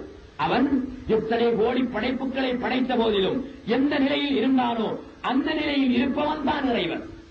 அப்படி பார்க்கின்ற பொழுது இறைவன் முஹம்மதுடைய ஒளியை படைத்தான் என்றால் நீங்கள் நம்புங்கள், நீங்கள் ஈமான் கொள்ளுங்கள். இதுதான் இஸ்லாம், இதுதான் சத்தியம். இறைவன் என்று ஒருவன் இருந்து கொண்டு குயவன் மண்ணை குழப்பி அச்சிலே போட்டு நெருப்பிலே விட்டு சட்டியை எடுத்து வெளியிலே போடுவது போல் இறைவன் என்பவன் முஹம்மது என்ற அந்த உருவத்தை, அந்த படைப்பை சமைத்து வெளியே தள்ளிவிட்டு அவன் ஒரு பக்கத்திலே இருந்தான் என்ற கருத்தை வைத்துக் கொள்ளாதீர்கள். அது ஷிர்கான கருத்து. அது எங்களுடைய நம்பிக்கைக்கு மிக மோசமானது. நாங்கள் அவ்வாறு நம்பக்கூடாது. எவ்வாறு நம்ப வேண்டும் என்றால், இறைவன் தான் முஹம்மது ஸல்லல்லாஹு அலைஹி வஸல்லம் அவர்களாக உலகத்திலே தோன்றினான். முகம்மதுடைய ஒளியாக அவனே வந்தான். சகோதரர்களே, நன்றாக சிந்தனை பண்ணி பாருங்கள். ஒரு உதாரணம் சொல்கிறேன். ஒரு பெரிய கோடீஸ்வரன் அல்லது ஒரு நாட்டு அரசன் 1000 தங்க பவுன்களை சேர்ந்த ஒரு தங்க கட்டியை ஒரு பொற்கொல்லனிடத்திலே, ஒரு தட்டானிடத்திலே கொண்டு போய் கொடுக்கிறான். கொடுத்து சொல்கிறான், எனக்கு இந்த 1000 தங்க பவுன் சேர்ந்த இந்த தங்க கட்டியிலிருந்து 10 காப்புக்கள், 10 மாலைகள், 10 மின்னிகள் தேவை என்று சொன்னான். அந்த பொற்கொல்லன், அந்த தட்டான் இவன் கொடுத்த அந்த தங்கத்தை உருக்கி அதிலே 10 காப்புக்களை செய்கிறான், 10 மாலைகளை செய்கிறான், 10 மின்னிகளை செய்கிறான். இப்பொழுது அவன் கொடுத்த தங்கத்துக்கு இவன் செய்திருக்கின்ற பொருட்கள் அந்த தங்கத்துக்கு வேறானவைகளா, அல்லது அந்த தங்கம்தான் மாலையின் வடிவத்திலும் காப்பின் வடிவத்திலும் மின்னியின் வடிவத்திலும் வந்திருக்கிறதா? எது ஹகீகத்? எது அதனுடைய யதார்த்தம்? எது அதனுடைய உண்மையான நிலை? நீங்களே சிந்தனை பண்ணி பாருங்கள் சோதர்களே. 1000 பவுன் ஒரு கட்டியாக ஆக்கி ஒருவரிடத்திலே கொண்டு ஒப்படைக்கிறான். அந்த தட்டான் அந்த கட்டியில் இருந்து 10 காப்புக்களை செய்கிறான், 10 மாலைகளை செய்கிறான், 10 மின்னிகளை செய்கிறான். தங்கம் எங்கே? தங்கம் மின்னியாக, மாலையாக, காப்பாக ஆகிவிட்டது. இவன் கொடுத்த தங்கம் வேறு, மாலை வேறா? அல்லது இவன் கொடுத்த தங்கம் தான் மாலையாக வந்ததா? தங்கத்துக்கு மாலை வேறானதா? தங்கத்துக்கு காப்பு வேறானதா? தங்கத்துக்கு மின்னி வேறானதா? இல்லை, தங்கம் தான் மின்னி வடிவமானது, தங்கம் தான் காப்பு வடிவமானது, தங்கம் தான் மாலை வடிவமானது. அது இதுக்கு வேறல்ல. ஆனால் வேறென்று சொல்ல முடியும். எப்படி தெரியுமா? காப்பு மாலைக்கு வேறு, மின்னி மாலைக்கு வேறு, மின்னி காப்புக்கு வேறு என்று செய்யப்பட்டிருக்கின்ற நகைகள் இருக்கின்றனவே. இந்த நகைகளில் ஒரு நகையை மற்ற நகைக்கு இது வேறு, இது வேறு என்று சொல்லலாம். ஆனால் நகை என்று சொல்லக்கூடிய மின்னிக்கும் மாலைக்கும் காப்புக்கும் மூலப்பொருளாக இருந்தது இந்த பொருட்களுக்கு வேறாக முடியுமா? மாலைக்கு தங்கம் வேறல்ல, தங்கத்துக்கு மாலை வேறல்ல, மின்னிக்கு தங்கம் வேறல்ல, தங்கத்துக்கு மின்னி வேறல்ல, காப்பு தங்கத்துக்கு வேறல்ல, தங்கத்துக்கு காப்பு வேறல்ல. ஆனால் மின்னிக்கு காப்பு வேறுதான், மாலைக்கு காப்பு வேறுதான், காப்புக்கு மின்னி வேறுதான். இப்படி படைப்புகள் என்று சொல்லக்கூடிய முகம்மதுவாக இருந்தாலும் சரி, அவர்களில் நின்றும் படைக்கப்பட்ட இதோ நாம் பார்க்கின்ற இருக்கின்ற பிரபஞ்சமாக இருந்தாலும் சரிதான், இவை அனைத்துக்கும் மூலப்பொருள் எதுதான்? கரு ஒன்று வேண்டும். கரு இல்லாமல் ஏதாவது உண்டாக முடியுமா? இவ்விடத்திலே ஒரு முயல் தீயை கண்டால் நாம் என்ன சொல்வோம்? இங்கே ஒரு முயல் வாழுகிறது, ஒரு முயலோ 9 முயலோ முயல் வாழுகிறது என்ற முடிவுக்கு வருவோம். எதை கொண்டு அந்த முடிவை காணுகிறோம்? முயலினுடைய மலத்தை கண்டு இங்கே முயல் இருக்கிறது என்ற முடிவை பெறுகிறோம். இந்த மலத்தை பார்த்துவிட்டு இதற்குரியவன் யார்? நாம் சிந்திக்க வேண்டாமா? முயல் தீயை கண்டால், முயலின் மலத்தை கண்டால் முயல் இருக்கிறது என்ற முடிவுக்கு வருகிறோம். எங்கே இருக்கிறது? முயலின் மலம் இங்கே கிடக்கிறது, முயல் எங்கோ இருக்கிறது. அது வேறு, இது வேறு. ஆனால் இந்த மலத்தை பாருங்கள். எந்த மலம்? பிரபஞ்சம் என்று சொல்லக்கூடிய மலம், உலகம் என்று சொல்லக்கூடிய மலம், ஆலம் என்று சொல்லக்கூடிய மலம், படைப்புகள் என்று சொல்லக்கூடிய மலம். இந்த மலம் எல்லாம் ஒன்றை காட்டுகிறது. எது? அதுதான் இந்த மலங்களை உற்பத்தி செய்தானே இறைவன், அவரை காட்டுகிறது. முயல் மலம் கழித்துவிட்டு எங்கே ஓடிவிட்டது? அதே போன்று இந்த பிரபஞ்சத்தை படைத்துவிட்டு இறைவன் எங்கோ ஓடி ஒழித்து விட்டானா? இல்லை, பிரபஞ்சமாக இருப்பவன் அவனேதான். தௌஹீதுடைய உண்மையான தத்துவம் என்ன தெரியுமா? பிரபஞ்சம் பிரம்மத்தின் கோலம், பிரபஞ்சம் பிரமத்தின் வெளிப்பாடு, பிரபஞ்சம் இறைவனின் கோலம், பிரபஞ்சம் இறைவனின் வெளிப்பாடு. வெளிப்பாடு என்று சொன்னதினால் வெளியாகி இப்படி வைத்துவிட்டு அவன் எங்கோ இருக்கிறான் என்பது அர்த்தமல்ல. அவன் தான் இவையாக வெளியாகி இருக்கிறான் என்றால் அவனை வேறாக பிரிக்கவே முடியாது. இந்த பிரபஞ்சத்தை விட்டும் இறைவனை வேறாக பிரிக்க முடியாது. இறைவனை விட்டும் நபிகள் நாயகத்தை வேறாக பிரிக்கவே முடியாது. ஆகையினால் நபிகள் நாயகம் ஸல்லல்லாஹு அலைஹி வஸல்லம் அவர்கள் யார் என்றால் வேறு நீங்கள் தவறாக நினைத்துக் கொள்ளாதீர்கள், அல்லாஹ்வினுடைய முதல் படைப்பு. கைக்குள் வெண்ணையை வைத்து நெய்க்கழுத பாவிகளை கற்று மறைவற்ற பாவி, கற்பக விருட்சத்தின் அடியிலே காஞ்சிரம் காய்து அடிகின்ற பாவி என்று மஸ்தானப்பா சொன்னது போல கைக்குள் வெண்ணையை வைத்துக் கொண்டு நெய்க்கழுத பாவி. கைக்குள்ளே வெண்ணெய் இருக்கிறது, நெய் எடுத்துக் கொள்ளலாம். இவன் என்ன செய்கிறான்? நெய்க்கு அலைந்து அலைந்து ஊரெல்லாம் திரிகிறான். என்னப்பா திரிகிறாய்? நெய் தேடி திரிகிறேன். கைக்குள்ளே இருப்பது என்ன? வெண்ணெய். அதிலிருந்து நெய் எடுக்க இயலாதா? அடே, அது தெரியலையே எனக்கு. அப்படியா? அப்படித்தான் அதிலிருந்து நெய் எடுக்கலாம். கைக்குள் வெண்ணெயை வைத்து நெய் கழுத பாவி, வெண்ணெயிலிருந்து நெய் எடுக்க முடியும். அதே போல ஒன்னிலிருந்து ஒன்னிலே அல்லாஹ்வை காண முடியும். நீ வேறென்று நினைத்திருப்பதினால் நான் கடவுள் அல்ல என்ற எண்ணம் உன்னிடத்திலே இருக்கிறது. நீ வேறென்று எண்ணம் இருக்கிறதினால் நான் அல்லாஹ் அல்ல என்ற எண்ணம் உன்னிடத்திலே இருக்கிறது. ஆகையினால் வேறென்பதை களைந்துவிடு. கைக்குள்ளே வைத்திருக்கின்ற வெண்ணையை சற்று பிழிந்துவிடு. வரும் நெய். கைக்குள்ளே பொருளை வைத்துக் கொண்டு தேங்காய் பூ கைக்குள்ளே இருக்கிறது, தேங்காய் பாலுக்கு அலைந்து திரிகிறான். என்னடா போறாய்? தேங்காய் பால் தேடி போகிறேன். எங்கே போகிறாய்? எங்காவது கிடைக்கும் என்று போகிறேன். கையிலே என்ன இருக்கிறது? தேங்காய் பூ இருக்கிறது. அதிலே பால் இருக்கிறப்பா? இல்லை, அது பால் இல்லை. அதிலே பால் இல்லை என்று சொன்னால் அவனை பைத்தியக்காரன் நாம் சொல்வோம். பாலை பெற வேண்டுமா? சற்று இறுக்கி பிடி, பால் வெளியே. அவ்வளவுதான். இறுக்கி பிடிப்பது, அதை இறுக்கி பிழிவது ஒன்றை பொறுத்தது. பிழிந்தால் பால் வரும். நீர் ஒன்னை பிழிந்தால் ஒன்னிலே பால் வரும். அது என்ன? அதுதான் தெய்வீக பால். அந்த தெய்வீக பாலை நீ குடிக்கலாம். அந்த பேரின்பத்தை நீ உணரலாம். நீ ஒன்னை கசைக்கு புளியாமல் இருக்கின்றாயே, அதனால் ஒன்னிலே பால் இருக்கிறது என்பது கூட உனக்கு தெரியாத மடையனாக இருக்கிறாய் என்று அவர்கள் கேட்கின்றார்கள். எனவே சகோதரர்களே, அல்லாஹ்வின் நல்லடியார்களே, நீண்ட நேரம் பேசுவதற்கில்லை. பல கூட்டங்களிலே நாங்கள் உங்கள் மத்தியிலே சொல்லி வருகின்ற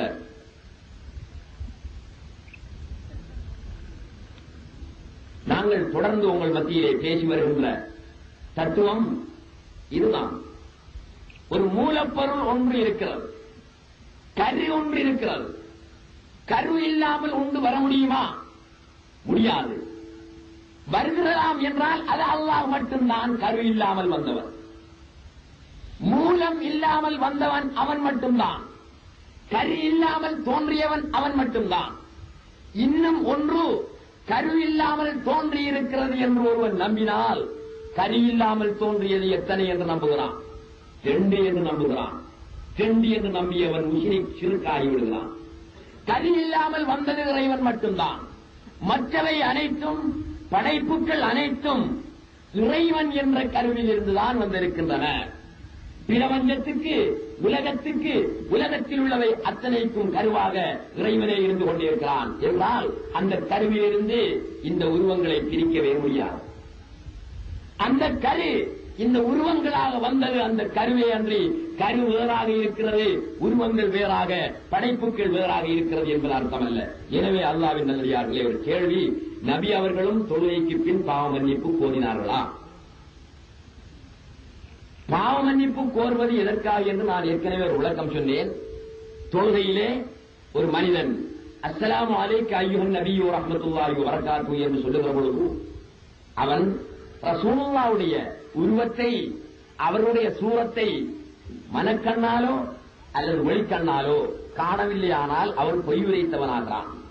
எனவே அவன் தொழுகைக்கு பின்னால் அஸ்தக்ஃபிருல்லாஹ் அல்-அலீம் என்று தான் தொழுகையிலே செய்த பாவத்துக்காக பாவ மன்னிப்பு கோருகிறான் என்று சொன்னேன். நபியுல்லாஹி ஸல்லல்லாஹு அலைஹி வஸல்லம் அவர்கள் தொழுதார்கள். அஸ்ஸலாமு அலைக்க அய்யுஹன் நபியு ரஹ்மத்துல்லாஹி வ பரக்காத்துஹு என்று சொன்னார்களா இல்லையா? சொல்லத்தான் வேண்டும். அவர்கள் அத்தஹியாத்து ஓதத்தான் வேண்டும். அவர்கள் அஸ்ஸலாமு அலைக்க அய்யுஹன் நபியு வ ரஹ்மத்துல்லாஹி என்று சொல்லத்தான் வேண்டும். அவர்கள் யாருக்கு சொல்வது?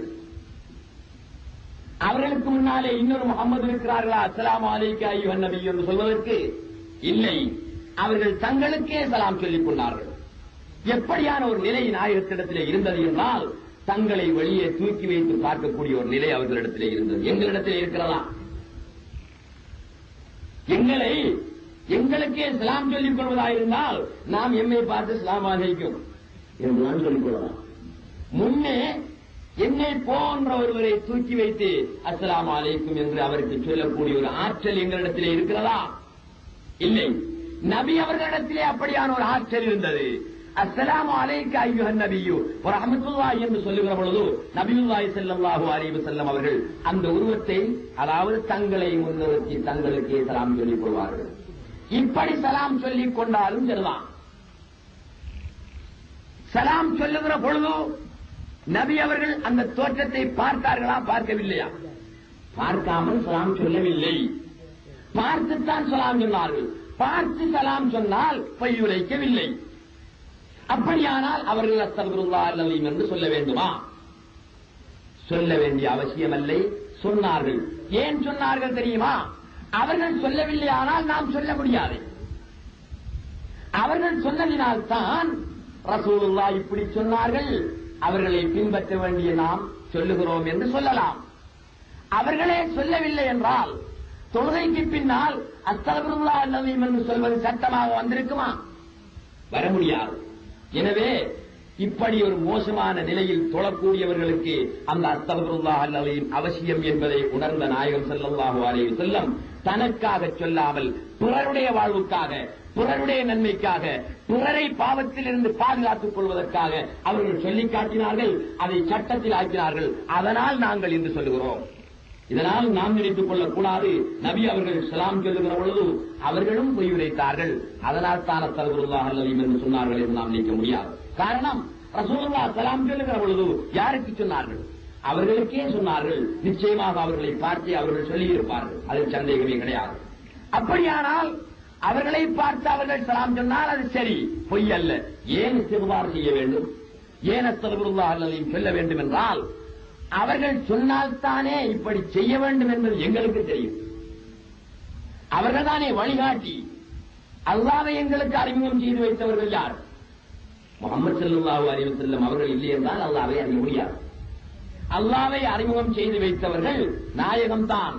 அதே போன்று எங்களுடைய வாழ்க்கை முறைகளை இப்படித்தான் வாழ வேண்டும், இந்த மாதிரித்தான் சாப்பிட வேண்டும், இந்த மாதிரித்தான் உறங்க வேண்டும் என்று வழிவகுத்து தந்தவர்கள் யார்? நபியுல்லாஹி ஸல்லல்லாஹு அலைஹி வஸல்லம் அவர்கள் செய்யவில்லை, ஆனால் நாம் செய்திருக்க முடியாது. அவர்கள் பிஸ்மில்லாஹிர் ரஹ்மானிர் ரஹீம் என்று சாப்பிட்டிருக்கிறார்கள். பிஸ்மில்லாஹிர் ரஹ்மானிர் ரஹீம் யாருக்கு சொல்வது சுன்னத் என்றால், சாப்பிட ஆரம்பிக்கிற நேரத்தில் ஒரு இறைவனை மறக்க வேண்டிய ஒரு கட்டம். ஏன்? சாப்பாடல்லவா, அதிகமாக மறந்து போய்விடும். சாப்பாடு மனதுக்கு ருசியானது, நபுசுக்கு விருப்பமானது. அதை கண்டவுடன் அதிலும் விசேஷமான கரைகளும் சேர்க்கப்பட்டிருந்தால் இன்னும் மறந்து போய்விடும். அதனால் இறைவனை மறக்க வேண்டிய, இறைவனையுடைய நினைவை மாற்றக்கூடிய கட்டங்கள் எது எது இருக்கிறதோ அதிலெல்லாம் திக்ர் செய்ய வேண்டும், பிஸ்மி சொல்ல வேண்டும் என்று சட்டத்தை போடப்பட்டிருக்கிறது. சாப்பாடு கண்டால் இறைவனுடைய நினைவு மாறக்கூடிய ஒரு கட்டம். அந்த இடத்திலே பிஸ்மில்லாஹிர் ரஹ்மானிர் ரஹீம் இறைவனை நினை நாயகம் செய்தார்கள் அல்லவா? ஆனால் அவர்கள் சாப்பாட்டை கண்டு இறைவனை மறந்தா சொன்னார்கள்? இல்லை, அவர்கள் இறைவனுடைய நினைவில் இருந்தே சாப்பிட்டார்கள். அந்த நிலையிலே எல்லாரும் இருந்து சாப்பிட முடியாது. ஆகையினால் மற்றவர்களுக்கு வழிகாட்டியாக வந்த நாயகம் ஸல்லல்லாஹு அலைஹி வஸல்லம் அந்த இடத்திலே செய்தார்கள். மற்றவர்கள் செய்ய வேண்டும், அல்லாஹ்வை மறந்துவிடக் கூடாது என்பதற்காக. ஒரு கணவன் தன்னுடைய மனைவியோடு ஜிமா செய்கிற நேரத்திலே அதுவும் இறைவனை மறக்க வேண்டிய ஒரு நேரம், அதுவும் இறைவனை மறந்து போகக்கூடிய ஒரு கட்டம். அந்த கட்டத்திலும் இறைவனை நினைவுபடுத்த வேண்டும் என்பதற்காக நபியுல்லாஹி ஸல்லல்லாஹு அலைஹி வஸல்லம் தன்னுடைய மனைவிமார்களுடன் ஜிமா செய்கிற நேரத்திலே அல்லாஹும்ம ஜன்னிபின ஷைத்தான் வ ஜன்னிபி ஷைத்தான பிமா ரஸக்தனா, இறைவா இந்த நீரை நான், இந்த விதையை நான் இந்த பூமியிலே இடுகிறேன். இந்த விதை ஆபத்துகள், புழுக்கள், நோய்கள் எதுவுமே வந்து அணுகாமல் இதை விதையை நீ பாதுகாத்துக் கொள் என்பது அதனுடைய அர்த்தம். பெண் என்பது ஒரு பூமி, அந்த பூமியிலே நீ இடுகின்ற விதை ஒரு பிள்ளையாக மலர்ந்து வருகின்றது. அந்த விதையை நீ இடும் பொழுது பிஸ்மில்லாஹிர் ரஹ்மானிர் ரஹீம் என்று இடு. இறைவனுடைய பாதுகாப்போடு அந்த மரம் அழகாக வளர்ந்து வரும், அந்த விவசாயம் நன்றாக வளர்ந்து வரும் என்பதற்காக நபியுல்லாஹி ஸல்லல்லாஹு அலைஹி வஸல்லம் இந்த ஓதலை நியமித்திருக்கிறார்கள். இறைவனை மறந்திருந்ததினால அவர்கள் ஓதினார்கள்? இல்லை, இறைவனுடைய தியானத்திலேயே அவர்கள் இருந்திருக்கிறார்கள். எதற்காக செய்தார்கள் என்றால் மக்களுக்காக வாழ்ந்தவர்கள் தான் நாயகம் ஸல்லல்லாஹு அலைஹி வஸல்லம். மக்களுக்கு வழிகாட்டியாக வந்தவர்கள் தான் நாயகம் ஸல்லல்லாஹு அலைஹி வஸல்லம். அவர்கள் அதை செய்திராவிட்டால் நாம் செய்வோமா? சட்டம் வந்திருக்காதே, ஷரியத் வந்திருக்காதே, நாம் செய்யவும் மாட்டோம். ஆகையினால் அவர்களுக்கு இல்லாது போனாலும் அவருடைய உம்மத்துகளுடைய நல்வாழ்வுக்காக நாயகம் ஸல்லல்லாஹு அலைஹி வஸல்லம் அவர்கள் அவ்வாறு செய்தார்கள். அதனால் நாம் செய்ய வேண்டும். அதே போன்று தொழுகையிலே இறைவனுடைய தியானத்திலே இறைவனுடைய நினைவிலேயே இருந்து நாயகம் தொழுதிருந்தாலும் கூட கடைசியிலே அஸ்தக்ஃபிருல்லாஹ் அல்-அஸீம் என்று சொன்னார்கள். அவர்களுக்காக அல்ல, அவர்களால் ஏற்பட்ட குறைக்காக அல்ல, அவர்களால் ஏற்பட்ட பாவத்திற்காக அல்ல, மக்களுடைய நன்மைக்காக, மக்களை அந்த பாவத்தில் இருந்து காப்பாற்ற வேண்டும் என்பதற்காக நாயகம் ஸல்லல்லாஹு அலைஹி வஸல்லம் சொல்லியிருக்கிறார்கள். ஆகையினால் அவர்கள் எதை எந்தெந்த கட்டத்திலே செய்தார்களோ அதையெல்லாம் அந்தந்த கட்டத்திலே நாங்கள் செய்கின்ற பொழுதுதான் நபியுல்லாஹி ஸல்லல்லாஹு அலைஹி வஸல்லம் அவர்களை பின்பற்றியவர்களாகவும் உண்மை வழி நடந்தவர்களாக ஆக முடியும். எனவே அன்புள்ள சகோதரர்களே, அல்லாஹ்வின் நல்லடியார்களே, நான் இன்று சில விஷயங்கள் சொல்வதற்காக ஒரு சில கிதாபுகளை கூட கையிலே எடுத்து வந்திருந்தேன். ஆனால் நேரம் இங்கே இழந்திராத காரணத்தினால் நான் இத்துடன் முடித்துக் கொள்ள விரும்புகிறேன். கடைசியாக உருக்கமாக சுருக்கமாக உங்கள் மத்தியிலே சொல்லிக் கொள்வது என்னவென்றால், இன்று காத்தான்குடியை பொறுத்தவரையில் மட்டுமல்ல, அகில இலங்கையை பொறுத்தவரையில் மட்டுமல்ல, மற்றும் வெளிநாடுகளில் இந்தியா போன்ற இடங்களிலும் இப்படியான பிரச்சனைகள் இருந்துதான் வருகிறது. அந்த காலத்திலிருந்தே வருகிறது. இமாம் மன்சூர் ஹல்லாஜி ரஹ்மத்துல்லாஹி அலைஹி இன்னொரு பெரியார் இருந்தார். அவர் ஒரு இடத்திலே பேசிக் கொண்டிருக்கின்ற பொழுது அவருடைய பரவச நிலை ஏற்பட்டு சாதாரண உணர்வோடு அல்ல, நானும் நீங்களும் இப்பொழுது என்ன உணர்வோடு இருக்கிறோமோ அந்த உணர்விலே இருந்து சொல்லவில்லை. அவர்கள் தன்னை மறந்து தான் என்பதை இழந்து நான் என்பதில்லை என்ற ஒரு இடம் இருக்கிறது. அந்த இடத்திற்கு சென்ற பொழுது அனல் ஹக் என்று சொல்லிவிட்டார்கள், நான் தான் அல்லாஹ் என்று சொல்லிவிட்டார்கள். ஊரில் உள்ள உலமாக்கள் அத்தனை பேரும் கொந்தளித்து எழுந்து, இவர் தன்னை அல்லாஹ் என்று சொல்லிவிட்டார், இதற்கு முடிவென்ன என்று எல்லோரும் சேர்ந்து முடிவு எடுத்தார்கள். இவர் காவிராகிவிட்டார், இவரை கொலை செய்ய வேண்டும் என்று முடிவெடுத்தார்கள். அந்த நாட்டு மன்னனும் அதற்கு உடன்பட்டான். சரியென்று அவரை கொலை செய்வதற்கு முடிவு செய்யப்பட்டு விட்டது. கழுமரத்திலே ஏற்றப்பட்டிருக்கிறார்கள்.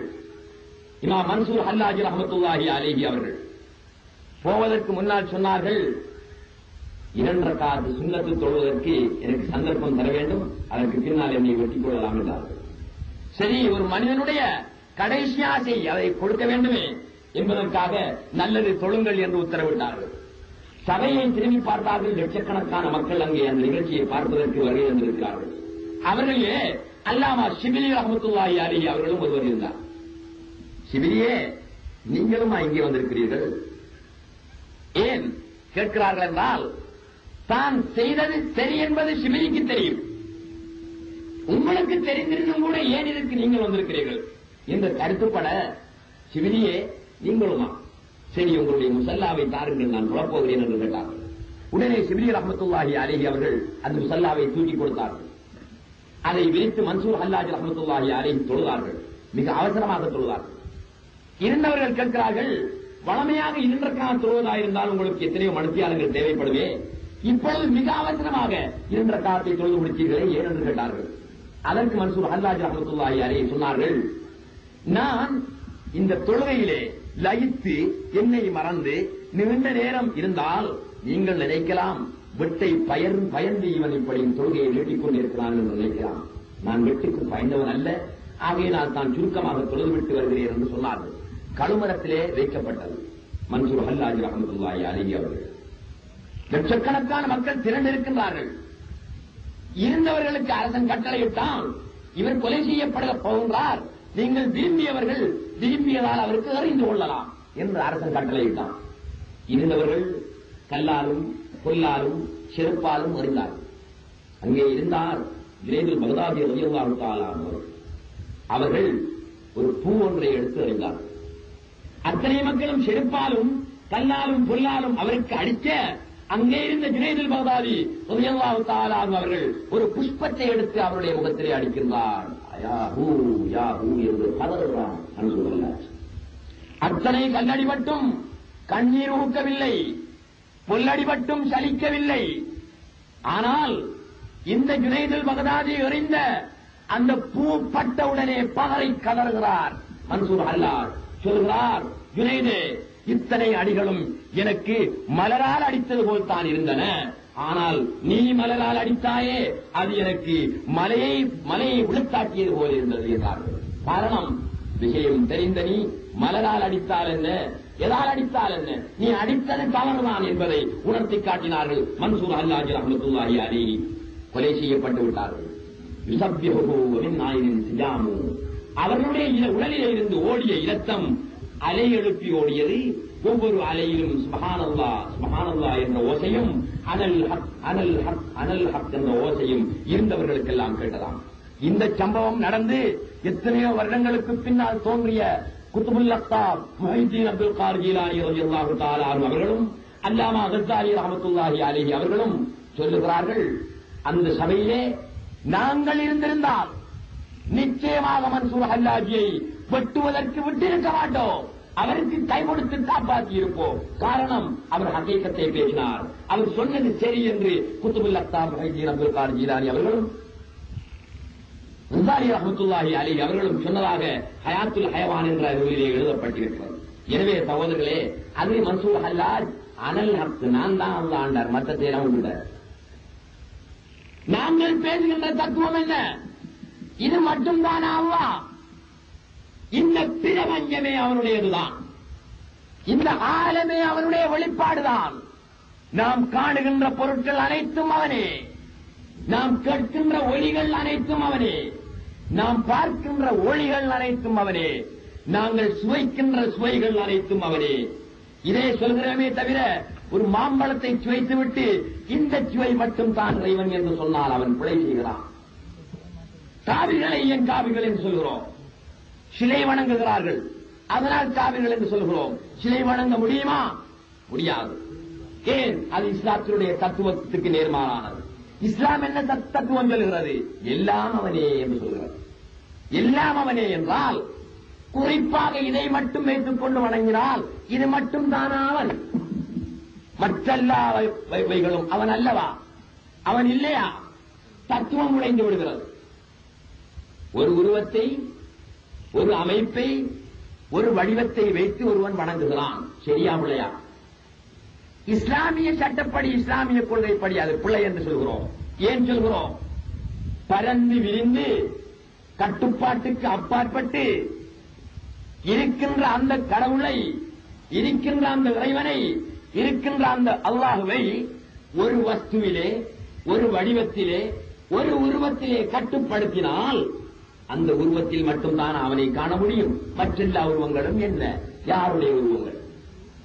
எல்லா உருவங்களிலும் அவனை தரிசிக்கலாம், எல்லா உருவங்களிலும் அவனை காணலாம். மலரில் காணலாம், எல்லாத்திலும் அவனை காணலாம். எல்லாமே அவனின் வெளிப்பாடு என்று இருக்க எல்லாத்திலேயும் அவனை காண்பது சந்தேகமா? தத்தங்கர் இரும்பிலே 10 அசவுகள், 100 ஆணிகள், 10 பூட்டுக்கள் ஒருவன் செய்து வைத்திருக்கலாம். இரும்பை ஆணியில் மட்டும்தான் நான் பார்க்க முடியும், பூட்டியில் பார்க்க முடியாதா? அசவில் பார்க்க முடியாதா?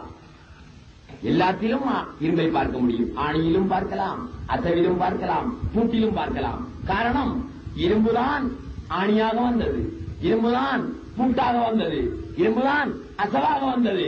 அனைத்திலும் இரும்பை காண முடியும். அப்படி இருக்கின்ற பொழுது ஒருவன் சொல்கிறான், ஆணியை வைத்துக் கொண்டு அசவிலும் இரும்பு தெரியவில்லை, பூட்டிலும் இரும்பு தெரியவில்லை, இந்த ஆணியில் மட்டும்தான் இரும்பு தெரிகிறது என்று ஒருவன் சொன்னானே, ஆனால் அவனை நாம் என்னென்று சொல்வோம்? இவ்வளவு புத்திக்காரனா என்று கேட்போம். காரணம், இரும்பினுடைய வெளிப்பாடாகத்தான் எல்லாமே வந்திருக்கின்றன.